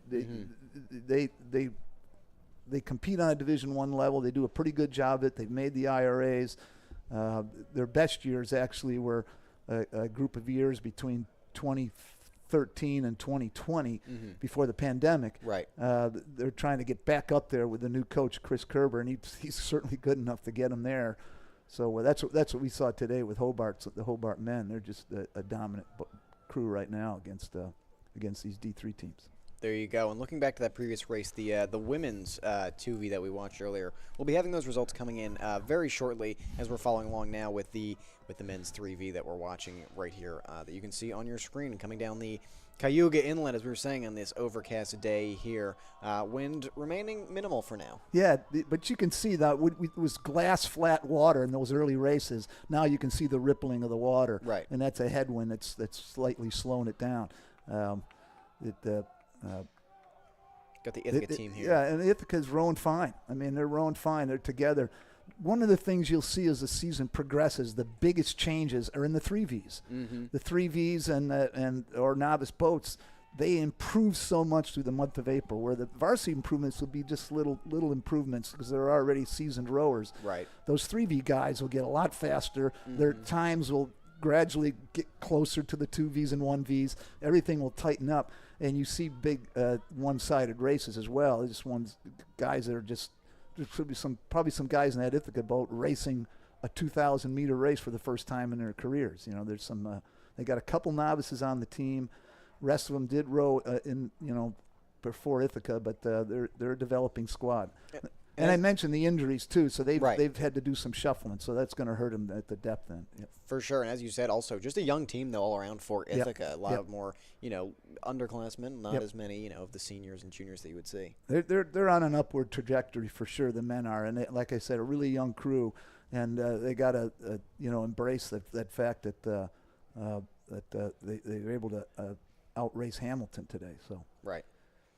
Again, continuing this race here, Ithaca continuing on with their performance. Coming up next, though, we do have, following this race, we do have the women's 4, and then it looks like we will be having that women's 1V that had to get delayed earlier, hopefully coming up in just a little while. Yeah, and based on that 2V race, so that'll be a race. That'll be an exciting one. Yeah, absolutely, yeah. Absolutely. And the Hamilton 1V, I'm sure, is going to be very good. So absolutely. So look at that shot. That's beautiful. Yeah, great look here of the inlet as this race is continuing on. Moving down here, you can see closer out in the distance there. You can take a look at Cayuga Lake, of course. Yep. Beautiful scenery here in Ithaca, New York. And any ex-rowers out there watching this, they're going to get a thrill out of seeing this inlet. That'll bring back memories for sure. All the drama that took place on this inlet. You can see the low water. So on the left-hand side, the shore, the water's so low, all the mud there that's sticking out, and they've had to do their training sharing the inlet with the Cornell crews, and with the low water, that makes for a really crowded inlet. And we've had some adventures in the past, even when it wasn't low water. So there you go, farmers market in the background, and on a nice Saturday, there's usually fans on the bench on the docks there checking things out. For those who haven't been there, that trail that goes along, I mentioned the biking trail, but in the last 500 meters, there's a trail on both sides. There's a beautiful trail that goes right along the water, even on the east side, going towards the farmers market. So a lot of good viewing spots if you're at the race. There you go. This race here, of course, coming to a close. This being the men's 3V with Ithaca coming in last, but it's a different level of competition here that we've seen. Yeah, there would have been a hope that they could keep up with the 4V, but those two Hobart boats are pretty close together. They'll be a growing experience. They'll have some races that they will be able to show themselves. Absolutely. Looks like Ithaca boat there coming in the dock. Looks like that's the women's 2V that we saw earlier. Yep. Closest race of the day so far. Exactly. A lot of excitement there. Now we're going to get prepped for this next upcoming race. We have the women's 4 is the next that we'll be taking a look at. And I can remember 2 dead heat races. Yes. And both of them were pretty interesting. The first one was a long time ago, and I previously mentioned the rivalry with Georgetown. Yes. And I was watching that race, and it was when I was coaching women. It was the 2v8 race, and it was the Georgetown and Ithaca dashing for the line, and Ithaca puts on this tremendous comeback. And I was in a car with the 2 Georgetown coaches. You can see the cars going by. We were just going slowly right on the shoulder of the road, and we realized this race is going to be really close. So me and one of the other assistant coaches jump out of the car when we get to the finish, and we dash to the finish line. And this was the old days. our finish line crew had left. There was one guy with a flag that no cameras, no nothing. This was like 1985 or something. One guy sitting there with a flag, and he turns around and he sees me. He says, "Hey, Dano, good to see you." And I'm going, who's spotting the line? He's just out there with a flag. And both me and the assistant coach dove for the line. These two crews cross. And I turned to the Georgetown coach, and he's just got this puzzled look on his face, like he has no idea. We had to call the dead heat because the other people. That was ridiculous. That was, and then a real dead heat. U of R and Ithaca varsity women, great race, called a dead heat, and that was like probably late 1990s or 2000. Ever since then, we've had video at the finish line. Video to, there you so go. that we'd figure out the dead heats and declare a winner, and that was a classic. Those dead heats are good memories. Absolutely. There you go. Again, we'll be continuing everything here. We have our Shoreline reporter Carly Kurga's interview in a little bit. Before we can get to that, Dan, I want to talk to you also about your history. We talked about some highlights, but actually before we get to that, I'm going to cut my own self off right There's the there. times. We do have some times coming in from that women's 2v8 Ithaca College. Coming in first there, of course, 7:46 is their time. As well, William Smith coming in second at about 7:50, and then Hamilton about 8:09. Well, notice the difference. Those 3v8 races were faster. So the conditions have gotten slower. The 2v8 women were definitely faster crews than those 3v8 women, Right. but they rode that course 20 seconds slower. It means that breeze is slowing things down, especially from bridge to finish line. The second half, when you come out of that bridge, it feels like a wall of wind. Even that breeze hits the rowers, and they feel it, and that slows. That's why you can't pay attention to times from race to race. But you just look at it and enjoy and try to do some comparisons. But the races are slowing down now. The wind that breeze is just enough to slow things down. There you go. And as the wind is picking up, our Shoreline reporter, Carly Kurger, has an interview right now. I want to go toss it down to her and see what's happening right across the shore. Carly? All right, you guys, I'm back again here with Bryce Williston. Bryce, how are you doing today? First race of the season. We're doing good. We feel really good. We're really happy with our result, and we're ready to go into next weekend, too. Yeah, so you raced in the 1V. How was that for you? It was really good. It was good to have our first race, the 2025 campaign. A lot of young guys in the boat, but it felt really good, really confident, really, really excited. Yeah, talk to me about how important communication is out on the water there for you guys. Yeah, absolutely. There's 9 of us in the boat and 8 of us are rowing, and we have to be one. We have to be a unit going together. So communication is crucial. It's probably the most important part. And especially in our sport, we're rowing really hard, so we don't really get to talk in the boat. It's more the coxswain. So coxswain communication on what moves we need to make and how far we need to go and push ourselves to get to that line first. All right, and then looking towards the rest of the season, how you performed on the water today helping you train for future races? Yeah, absolutely. It's just a snapshot in time. We set the bar pretty high today, so we're just going to continue to raise it and raise the roof and continue to work hard and go into these next races feeling excited and we lay down a good base of work and just continue to improve on that. Absolutely. Anyone you want to shout out on the live stream today? Oh, yeah, absolutely. I'd like to shout out my older brother, Patrick, my little brother, Quinn, all of my cousins, my grandparents, my Uncle Don, and everyone that supports the Ithaca College Bombers. We love the Bombers. Go Bombers, baby. Yes, go Bombers. Thank you, Bryce. Thank you. All right, Carly, thank you so much for that interview. Lots of great shout-outs there. Yeah, I gotta tip my hat to Bryce Williston. He's a junior captain, and he personifies the youth. Now, junior isn't necessarily young because he's kind of one of the senior guys in the boat, and he did not row before coming to Ithaca College. He was a baseball player, and he comes here and he decides he's going to try this sport out, and that's what I'm telling you about youth. He might be a junior, but he's probably rowed less than some of those freshmen and sophomores who did 4 years of rowing in high school. Right. But he just did it with hard work. He's one of the hardest working guys that has ever come along. I never coached him. I retired just before when he was graduating from high school. But he's done a great job for the Bombers, and you can see that he's true blue all the way. I think the team's has a real positive attitude moving forward. That's fantastic to hear. And again, I want to kind of elaborate on what Carly was kind of asking about there, talking about the communication. And again, one of the most important things we've seen throughout, rowing is you need to be in sync with your team. And again, a lot of that comes from the coxswain. But when you're putting together, like, for example, people that are just joining the team, newer members, how do you work to get the individuals to work as a single unit in that boat? Well, communication. The only person talking is the coxswain. Right. So one person might say, are they talking to each other? Are they communicating? But you can communicate with feel, and that's what you do in a rowing show. Right. The guys, you're coached. The coach follows along in a motorboat during practice with a bullhorn. The coxswain is giving input about how things are going.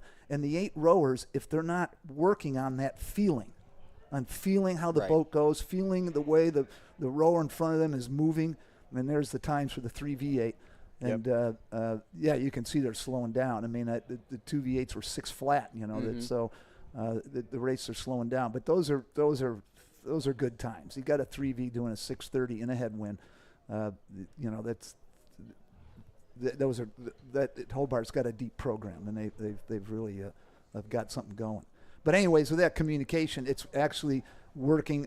Good rowers have to be able to feel what the coach Right. is communicating. They have to be able to, okay, he's telling me to do this, I have to do it this way, and I have to feel what the other 7 guys are doing, and the boats that come together, have the most success.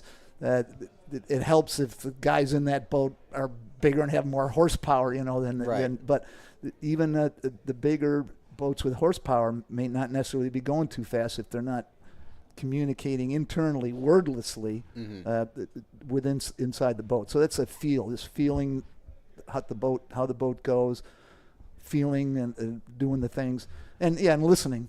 It's if the boat's having a problem, you listen to what the coach says, apply it, and you can feel it fix the boat. So that's what you're trying to do. Absolutely. Of course, here, beautiful shot of the boathouse as we are just outside. Now looking all around here at the Cayuga Inlet. Of course, this is the Cayuga Duels on the inlet here. We have the Ithaca College Bombers facing off the Hobart Statesmen, the Hamilton Continentals, and the William Smith Herons. It's been an exciting day, great day for rowing here. We have the next race coming in just a moment. We're going to be taking a look here at the women's 4. We have Ithaca College and Hamilton College facing off here. Dan, we got just two lanes for this race. Yeah, these are the last 2 races, and we're going to see the women's 4 and then the big women's race, the varsity 8, just following right after. Exactly. So the 2 races to go. The 4 would be the backups. The depth of the program. We'll see what these teams have.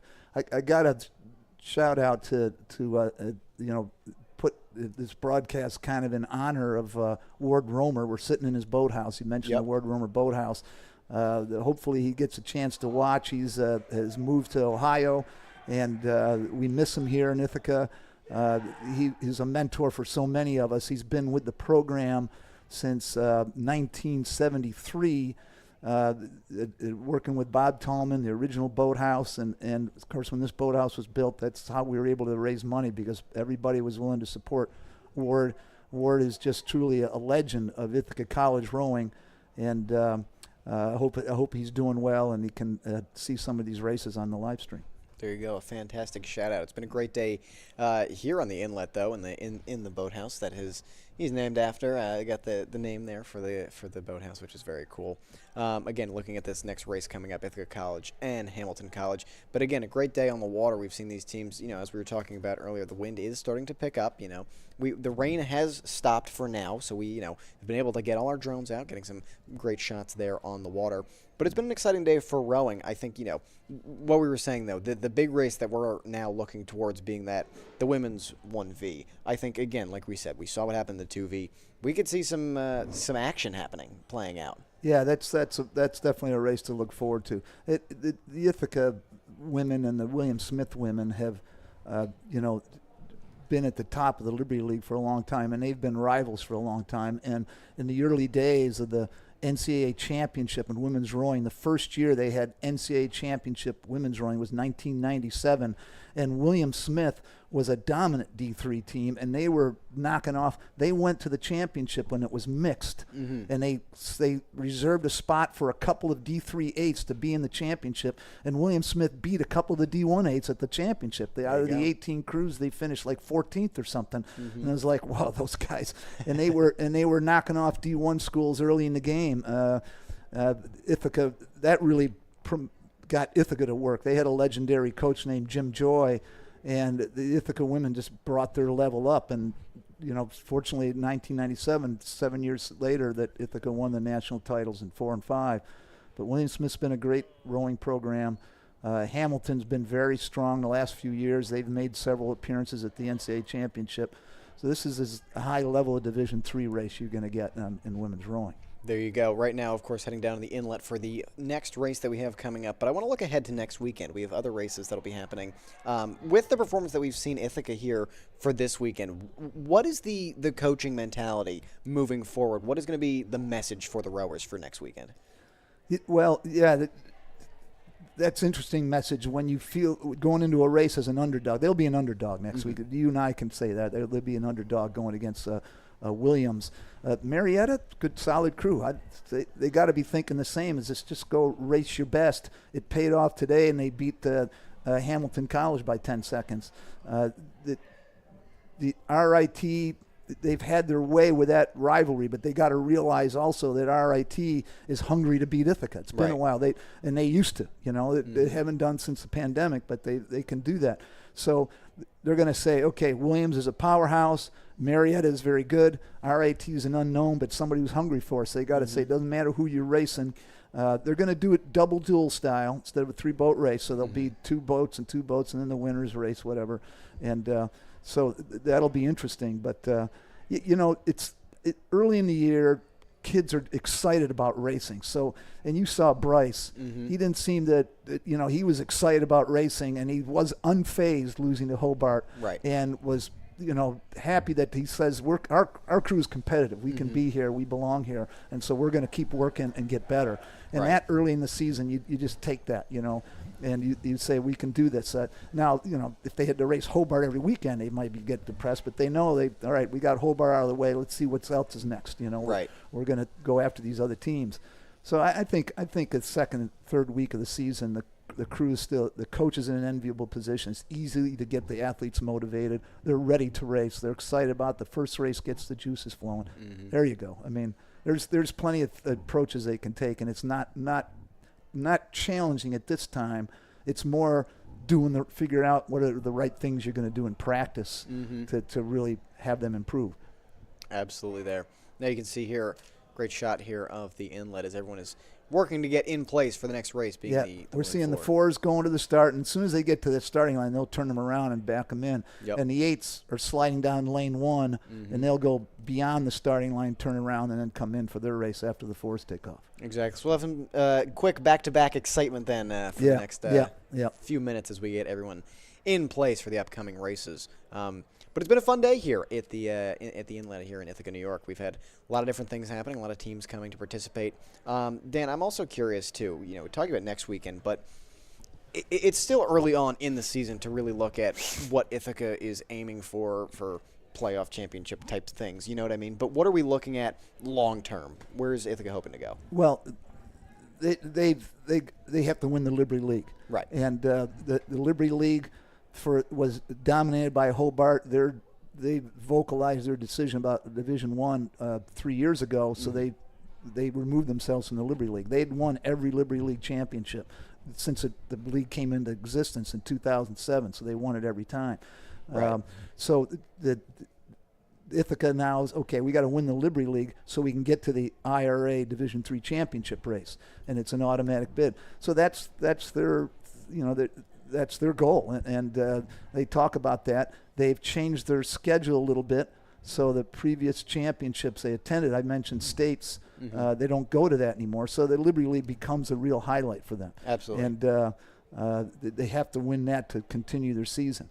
Rivalries in between, they got a great race on April 12th, and that's the Connect Cup, which I think is the best mid-season race on the calendar. It gets them 3 races, a heat, a semifinal, and a final for a whole bunch of mid-Atlantic crews from Pennsylvania, New Jersey, Division I, Division III, all divisions. It's a mixture of crews, and that will get them their best racing practice. Those 3 races on that weekend of April 12th will get them the best practice, and then they'll come out of there with, more clear vision. They'll take one venture into New England where the best Division III crews are, and then they'll do the Liberty League, and hopefully they win the Liberty League and move on. you got it. Hopefully they could be favorites. They won last year. Yep. But Hobart's not in the Liberty League, so we're talking Skidmore and St. Lawrence and RIT and Union. It could be the bulk of it right there. University of Rochester men's team, which has been club, is dwindled, so they're not even going to race next weekend. Right. University of Rochester women are coming to race next weekend. That's been a rivalry for a long time, but on the men's side, they haven't been able to keep up, and so they've kind of dropped out of that rivalry. Right, and on your screen right now, I just want to point out we're seeing the V1 for the women. Yes. It looks like here, making their way down the inlet. As, that was a practice start. Yep, as the fours are getting ready to go. That race will be starting momentarily by the looks of it, as we were seeing earlier, getting set at the starting line. Yeah. So they got the coxswain runs them through their drills for the race, and they'll do the practice starts, and you get a few going. And so that I've always said the most important stroke of the race is that, there was some results. That's good. Yeah, I want to pull up these. We have the men's 1v8 as well, just to give a quick recap. Again, we'll be heading into the women's 1v, so we're going to see those results here, comparing this. Also, keep in mind, I liked what we were talking about earlier with the wind speed and getting to see kind of that impact over time as well. With these times closer, like 6:11 being the top one, where we just saw ones where, again, although not the 1v, but those times were getting higher due to that wind. Yeah, and it's hard to tell if the wind's going to settle down again and maybe lighten up a little bit. Maybe that was when the little rain front came through. Generally, we used to say 50 seconds, the difference between the men's and women's. In fact, I coached with my wife. She coached the women, and I was coaching the men. And our competition was, okay, did the men beat the women? Were we 50 seconds or more faster, or were we less than 50 seconds faster? So that was kind of the line at 50 seconds. So if you see a 6:11 with same conditions, the women have a chance to be 7:01 or 7. But, the wind's picking up, and that's going to lengthen the races, and that's going to make it hard to break 7. Earlier in the broadcast, I told you maybe a 6:50 based on what the times we were getting. But I'm going to guess now with that wind, they're going to be in the 7:10 neighborhood. But we'll see. We'll see what they can do. Exactly. Of course, we have the women's 4 first. Then we'll be rounding out the show today with that women's 1v that did have to get delayed due to a little bit of an issue that they had out on the water. But they had to come in. But we'll be continuing right along with that shortly. But again, wind is what, going into it, I was on the water yesterday with Coach, and we were watching the practice and everything. And the wind really does pick up out there, is what was interesting seeing that. I was set to come out on Wednesday. It ended up getting snow on Wednesday. So they ended up going out on the water, but it shows just how tricky weather can be, but especially weather here in Ithaca, how it can really just change on a dime to see the different impacts it has, on the sport. That's a beautiful shot, and again, the alumni appreciate seeing that shot because the memories they have going down to the starting line. The new bridge there in the bottom of the screen, a great place to watch races. Although the problem is you stand on a bridge and you just see the race for a few moments. Right. Yeah. But it's great if you want to take pictures and for posterity. Then hopefully you got your bicycle waiting for you on the path, exactly, and then you can catch up on the bicycle. But there's the court, and you can see that the way down at the end, the mud. Of the low water, so there's let's see if it goes another point higher. Now, there, way up at the end, you see that little beach sticking out there. Right, that's a shallow water area, and it's something that they've had to deal with all spring. Well, they got to feel better because when the races started, I was a little concerned. Low weather, low water level. Are you going to have some issues with the tightness of the course? I think it probably impacted. We saw the Ithaca 3v women zigzagging. We saw the Hamilton 2v women zigzagging. It probably impacted, but for early season, that's okay. Because yeah, absolutely. And you're talking about those 2v. I just want to bring up, we have the results of that again. You can see kind of the fallout there of the swerving and the zigzagging that you were just mentioning. In theory, the Hamilton coxswain will be much better at her next race, having gone through that experience. You'll figure some things out and say, you got to work on this and steering. The number one thing that coxswains do is steer the boat. Right. And most spring courses don't have those little turns that we have on this course. They're straight shots. And that doesn't mean steering's not important. You got to keep your boat straight. You don't keep it straight, you're slowing it down. So I was going to say, in your history here of being a coach, have you seen any of the zigzagging? Again, what happened today, that was just a kind of a small thing. Collisions, I imagine, happen, but have you ever seen anything? Yeah, well, all right. My favorite story on our race course is a 3-boat race between Michigan, Marist, and George Washington. And the reason why Ithaca wasn't in it, because we had raced the day before. They stayed till Sunday to get their race in, and we loaned them the launches and would set up the course for them. Right. And they're running the race, and the Michigan boat is in lane 3, and there's a launch full of coaches following the Michigan boat. So the referee was kind of over behind lane 1 doing his thing, watching the races. He's supposed to, come to the bridge and say, make sure everything's okay. Of course. The Michigan guys are sitting there saying, we're coaches. We're not allowed to say anything. We're just taking video. We're not going to say anything. And the Michigan boat runs right into the bridge above them. Smash, smash, bang, bang. And the referee goes, what are you guys doing? We didn't think we were supposed to say anything. You let your boat slam into it. They had to take one of the guys to the hospital. Oh, my gosh. Oh, yeah, he got an ore in his back and his kidney. So their race was out. And we're like, we better be, next time we have out-of-town teams, we better be having somebody local watching them. Right. But, that was, and the coxswain, ultimately it's the coxswain's fault, but they get into the race and they're looking at their opponent to the side and they forget to look up. Oh, there's the bridge button and I'm going to hit it. Right. It shows just the importance of that focus that you have for races like this, especially being a coxswain. It looks like they're going to run the women's 8 first. That's exactly what it looks like here. Yep. We got Hamilton lined up already, getting into position. William Smith and Ithaca will be on the way, rolling in shortly. Again, this is going to be a highlight of the day, I think. Yeah, sure. It's certainly after that 2V race. Exactly. It makes you really want to look forward to this one. There's usually carryover. I mean, if a team's got a good 2V, they're going to have a good 1V. It's very rare that, the 2V's that fast and 1V is not keeping up, So they go together. And they decide to start this race first. They've been waiting longer, I guess. The 4 will be the last race of the day afterward. That's good. We get to follow the big race first. So looks like Ithaca is in the middle. Yeah, Hamilton. Yep. Well, I'm having trouble telling which is which. So William Smith is in lane 1. There it says that. Okay. Yes, Ithaca into Hamilton in 3. And William Smith is not in a green boat. So we saw the earlier William Smith crews in a green boat. So they're in a white boat. They're wearing green, but they're in a white boat. All 3 crews row in a white boat. The near boat, navy blue, but the plain white blades, and that's Hamilton. Yep. And Ithaca, you'll see they got the yellow visors. Of course. And they'll have the big blue stripe on their blades. Okay. Exactly So here. now we got it settled down. So the major face-off here between the Bombers, the Continentals, and the Herons, all getting lined up to race start really any second now. Getting energy is high. Even here, sitting in the boathouse, I can hear some of the team members coming in out there. Energy is high. People are very excited with the day today as things are starting to come to a close here, of course. But again, all eyes now on this Ithaca women's team along with Hamilton and William Smith.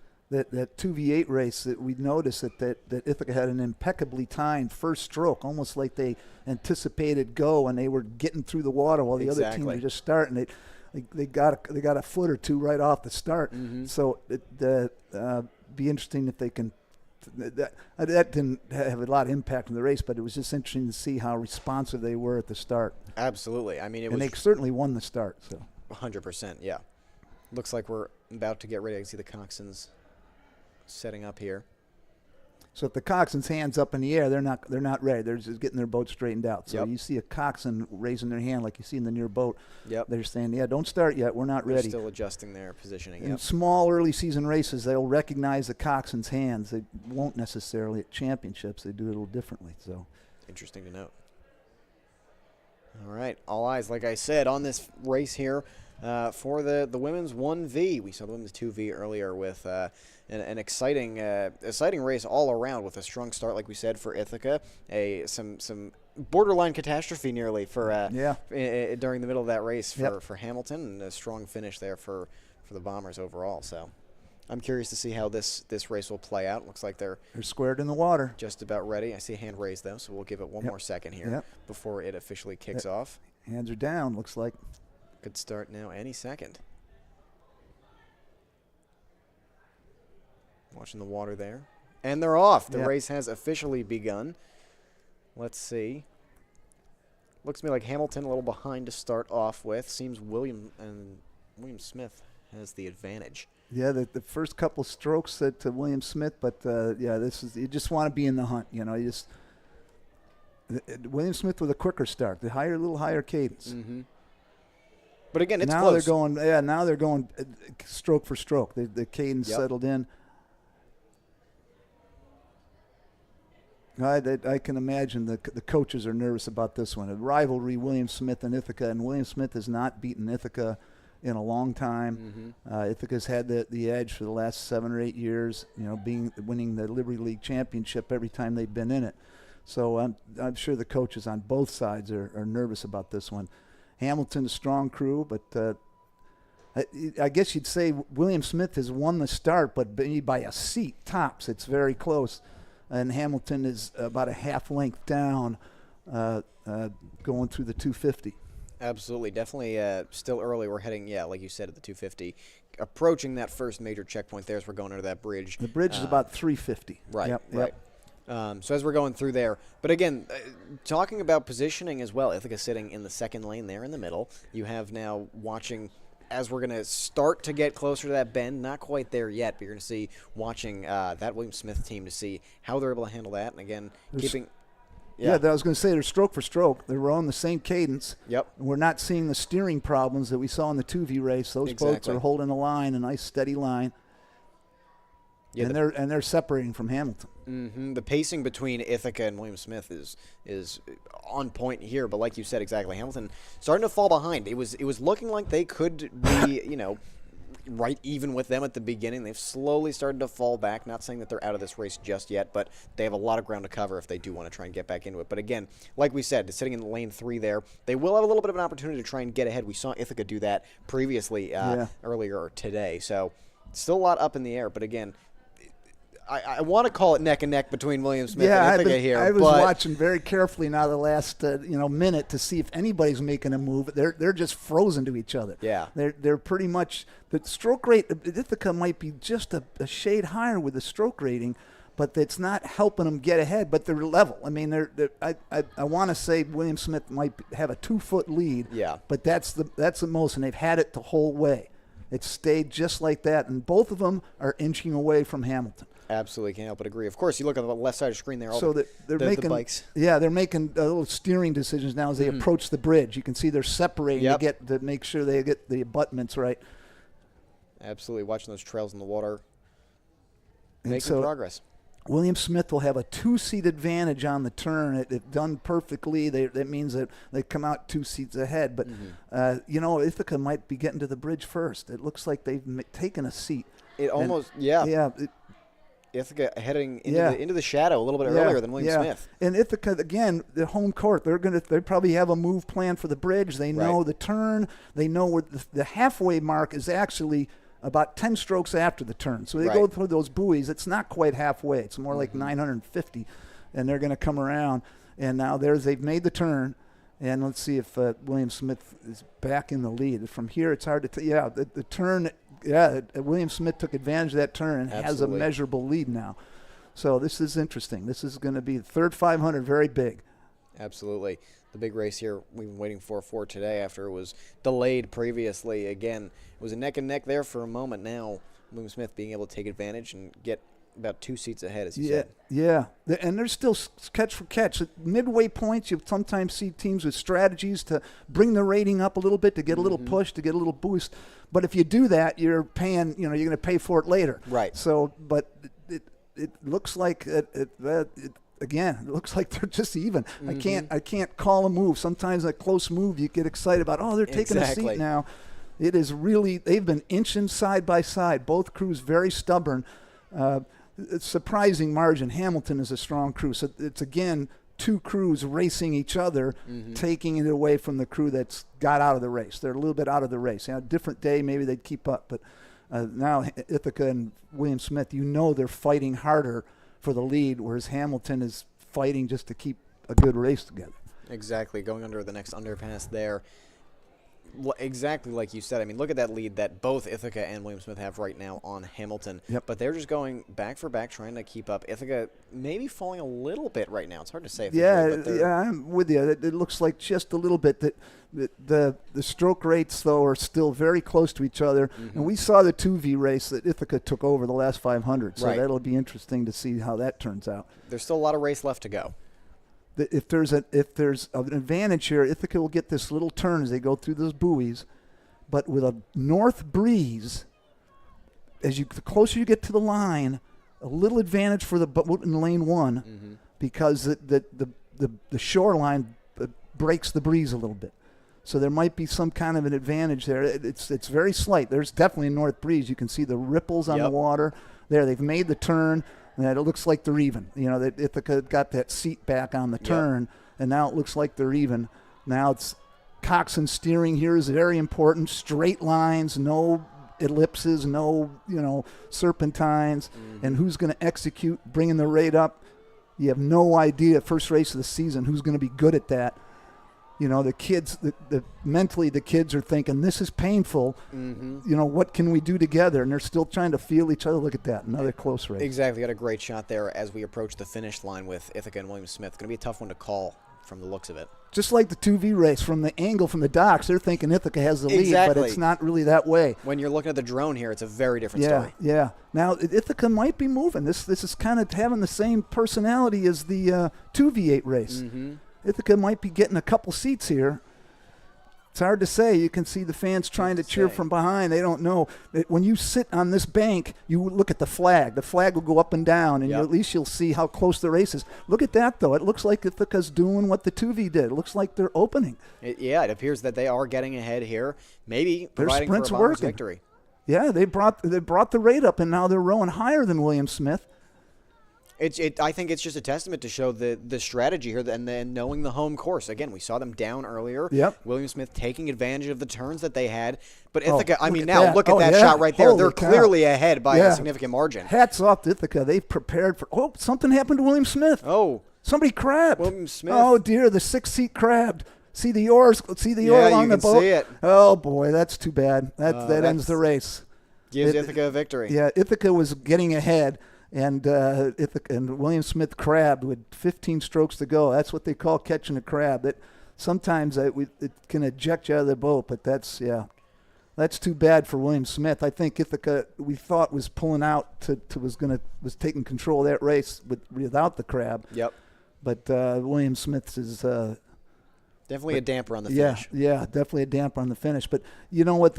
Sometimes that crab gives you some energy. William Smith will be looking ahead to the Liberty League Championships, and the kids will be saying, "Boy, if we only hadn't crabbed, we can beat Ithaca."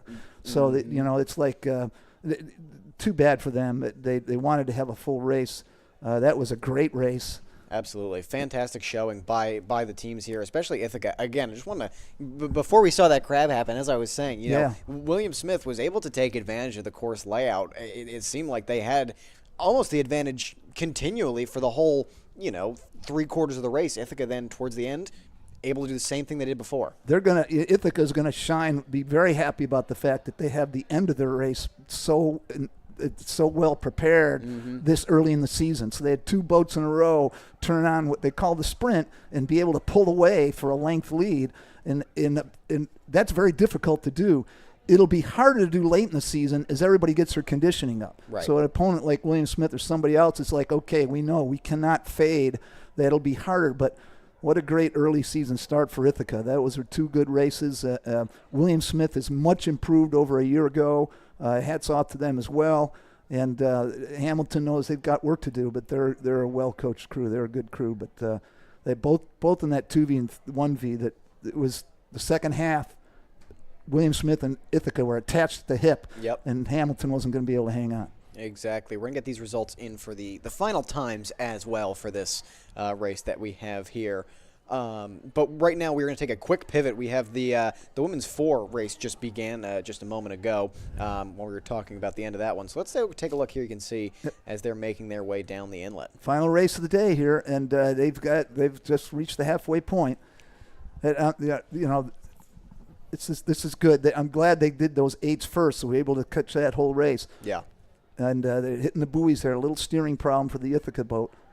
It looks like that's William Smith in the lead. Yeah. Ithaca, though, still fighting and see if they can make comeback. Ithaca's done a great job all day comebacks. Even that Yes. 3V, they were way back in third, and they cut the margin. So it's a tip of the hat that their fitness is prepared and their late race preparation prepared. Those things can change. There's a long season ahead. 6 weeks is a season. Yes. So.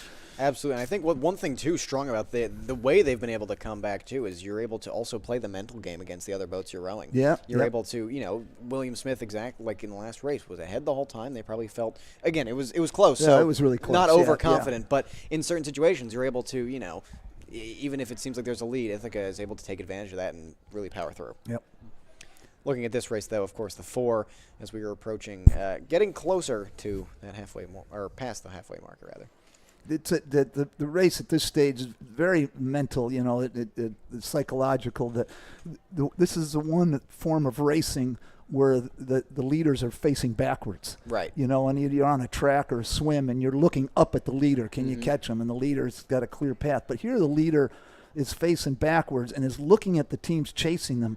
And I can tell you a lot of times that the psychology is they're like, okay, we got the lead. Hopefully they'll just fade away. Instead of doing it on their own, they got to keep staying in the mind like they can come back. We got to win this. We got to get to the line first. We can't just wait for them to fade out. And you see changes just because of crews break down. This is another race that's not out of it. It's not a huge margin. William Smith should win this race. And is that William Smith or Hamilton in the 4? I believe that is William Smith is what it looked like based off of what we had here. Or no, excuse me, it is Hamilton. Yeah, Hamilton. So our apologies. It's the white blades. All right, so we should have picked that out. So Hamilton, a good piece of rowing going on here. And they should win this race. Yeah. But, they're staring at those backs long enough, and they're tired. And they just kind of, if you're staring at another boat, you're not focusing on that intercommunication, that feeling in your own boat, and you can be had. You can be raced down. That would be a huge margin to overcome, but 500 meters to go in today's racing. There you go. Ithaca's still behind in this race for now, but working on shifting. You can see making some directional changes a little bit here as the inlet kind of has a bit of a curve to it here. One thing I'll comment is that these are, Hamilton, William Smith, Ithaca, all high-level Division III crews. They've got good coaches. And this is their bottom boat, and yet they're still rowing very well, And some of the weaker teams that aren't as well coached or maybe just don't have the depth, you'll see easily that the third or fourth boat they're not together. They don't row very well. These boats are rowing fine. The 4s are inherently trickier to row, a little trickier to balance. These crews are proceeding fine, and it's a sign that of the strength of these teams that they have, that skill at the lower level. Absolutely. Coming to reach the finish line here, not quite yet, but they're well on their way of finishing the final race here for today. As we're seeing them make their way, Ithaca's still behind, trying to get a little bit ahead. The gap, I will say, has seemed to have been narrowed as this has been going on. Slightly. Hamilton's doing a good job. Yet slightly narrower, but it's still too big a hill to climb, I think. It's the last race for us. You saw some other boats. That Cornell is continuing their double duels, a continuation from earlier this morning. And the women's teams, Colgate, Boston University, George Washington, and Cornell, have a regatta that will continue after the Ithaca races are done. And there's the land level. Oh, these drone shots are great, aren't they, Ryan? It's really great to see. Yeah. I just want to give another shout out to our broadcast team for all of our operators for cameras that are sitting all throughout the inlet today. But also, we've had people on boats following them around. We've also had our drones and operators running them. It's been a great way to get everything working together. Of course, our engineering team as well, working to get everything you're seeing on your screen to you. Of course, as you can see, they're working on that right now to get the women's 4 race graphic up there. Hamilton's going to win this race, but there's no quitting those Ithaca kids. We saw in the 3V that they're trailing, yet they're fighting hard, and it pays off because they saw, and they're going to see what the 2V and 1V did today with the way they finished their races, and they're going to say to themselves, we want to make sure we finish the way they finished. Exactly. There we go. Coming to the finish line here. Looks official now. Hats off to Hamilton. They're a winner. Hamilton finishing strong in this 4 race here. Ithaca coming just in behind just a few seconds later. Overall, strong show today from all the teams that we had, of course, from the Bombers to the Herons to the Continentals to the Statesmen. It's been an exciting day of rowing here at just off of the Cayuga Lake at the Cayuga Duels. Yeah, it was a good day. Hobart's men clearly it's dominated the men's side, but Ithaca has to feel good about their victory over Hamilton, a rival. And on the women's side, Ithaca winning those 2 great races. Yep. But Hamilton taking care of the 4 and the 3V, and William Smith putting on a big fight in those 2 races. Everybody's got something to look forward to, I think. Absolutely, and I want to talk about those women's 1V again. We are having those final times. We're going to be coming in and showing you in just one moment here that we're going to be taking a look at. And there they are right now, just as I said. So Ithaca College, of course, came in first place after William Smith was on their tail, but they caught the crab, which put them a little bit behind. Could have been a closer finish for William Smith had that not have happened. And look at the wind. I mean, the Ithaca College, these are the fastest women's boats out there, and yet the 2V had better times. The 3V, right. one 3V that went 7:23 or something. Mm-hmm. So that the wind picked up all day today, and we saw the time slow down. But, good racing all the way around. Absolutely. Great performance from all the teams that we had here, all the different boats that were rowing today here in Ithaca. Overall, great performance. We had some rough weather at certain points. We had some rain picking up that, grounded the drones, but, everyone persevered. We were able to finish these races off for today. Dan, I want to thank you so much for joining me. It's been great to work with you here, getting your insight and a little bit of the history about Ithaca College rowing and going over, the intricacies of the sport.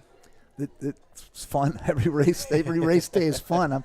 I got a few butterflies, so I'm still into it. I hope to keep coming to home races for a long time, and I hope Ithaca has that great success. Absolutely. Of course, we are just watching the end of everything right here. We have our few last boats coming back to the docks to wrap up. I can hear again just from right outside where we are here covering all this, the Ithaca teams coming back into the boathouse. In high spirits, it sounds like. Hearing a lot of excitement out there. Yeah, they should be. I think so. And we had that interview with Bryce earlier. He's the captain, and he wasn't down at all about losing to Hobart. He was ready for race number 2. To keep on going, and they know that they can go faster and that they beat a good team. So I think the hometown kids, the Ithaca crews, are going to be very pleased about what they did today, and the coaches should be too. And those other teams, don't ignore them. Mm-hmm. Hamilton will be back, and the William Smith women will put up a fight, and so there's some good racing down the road.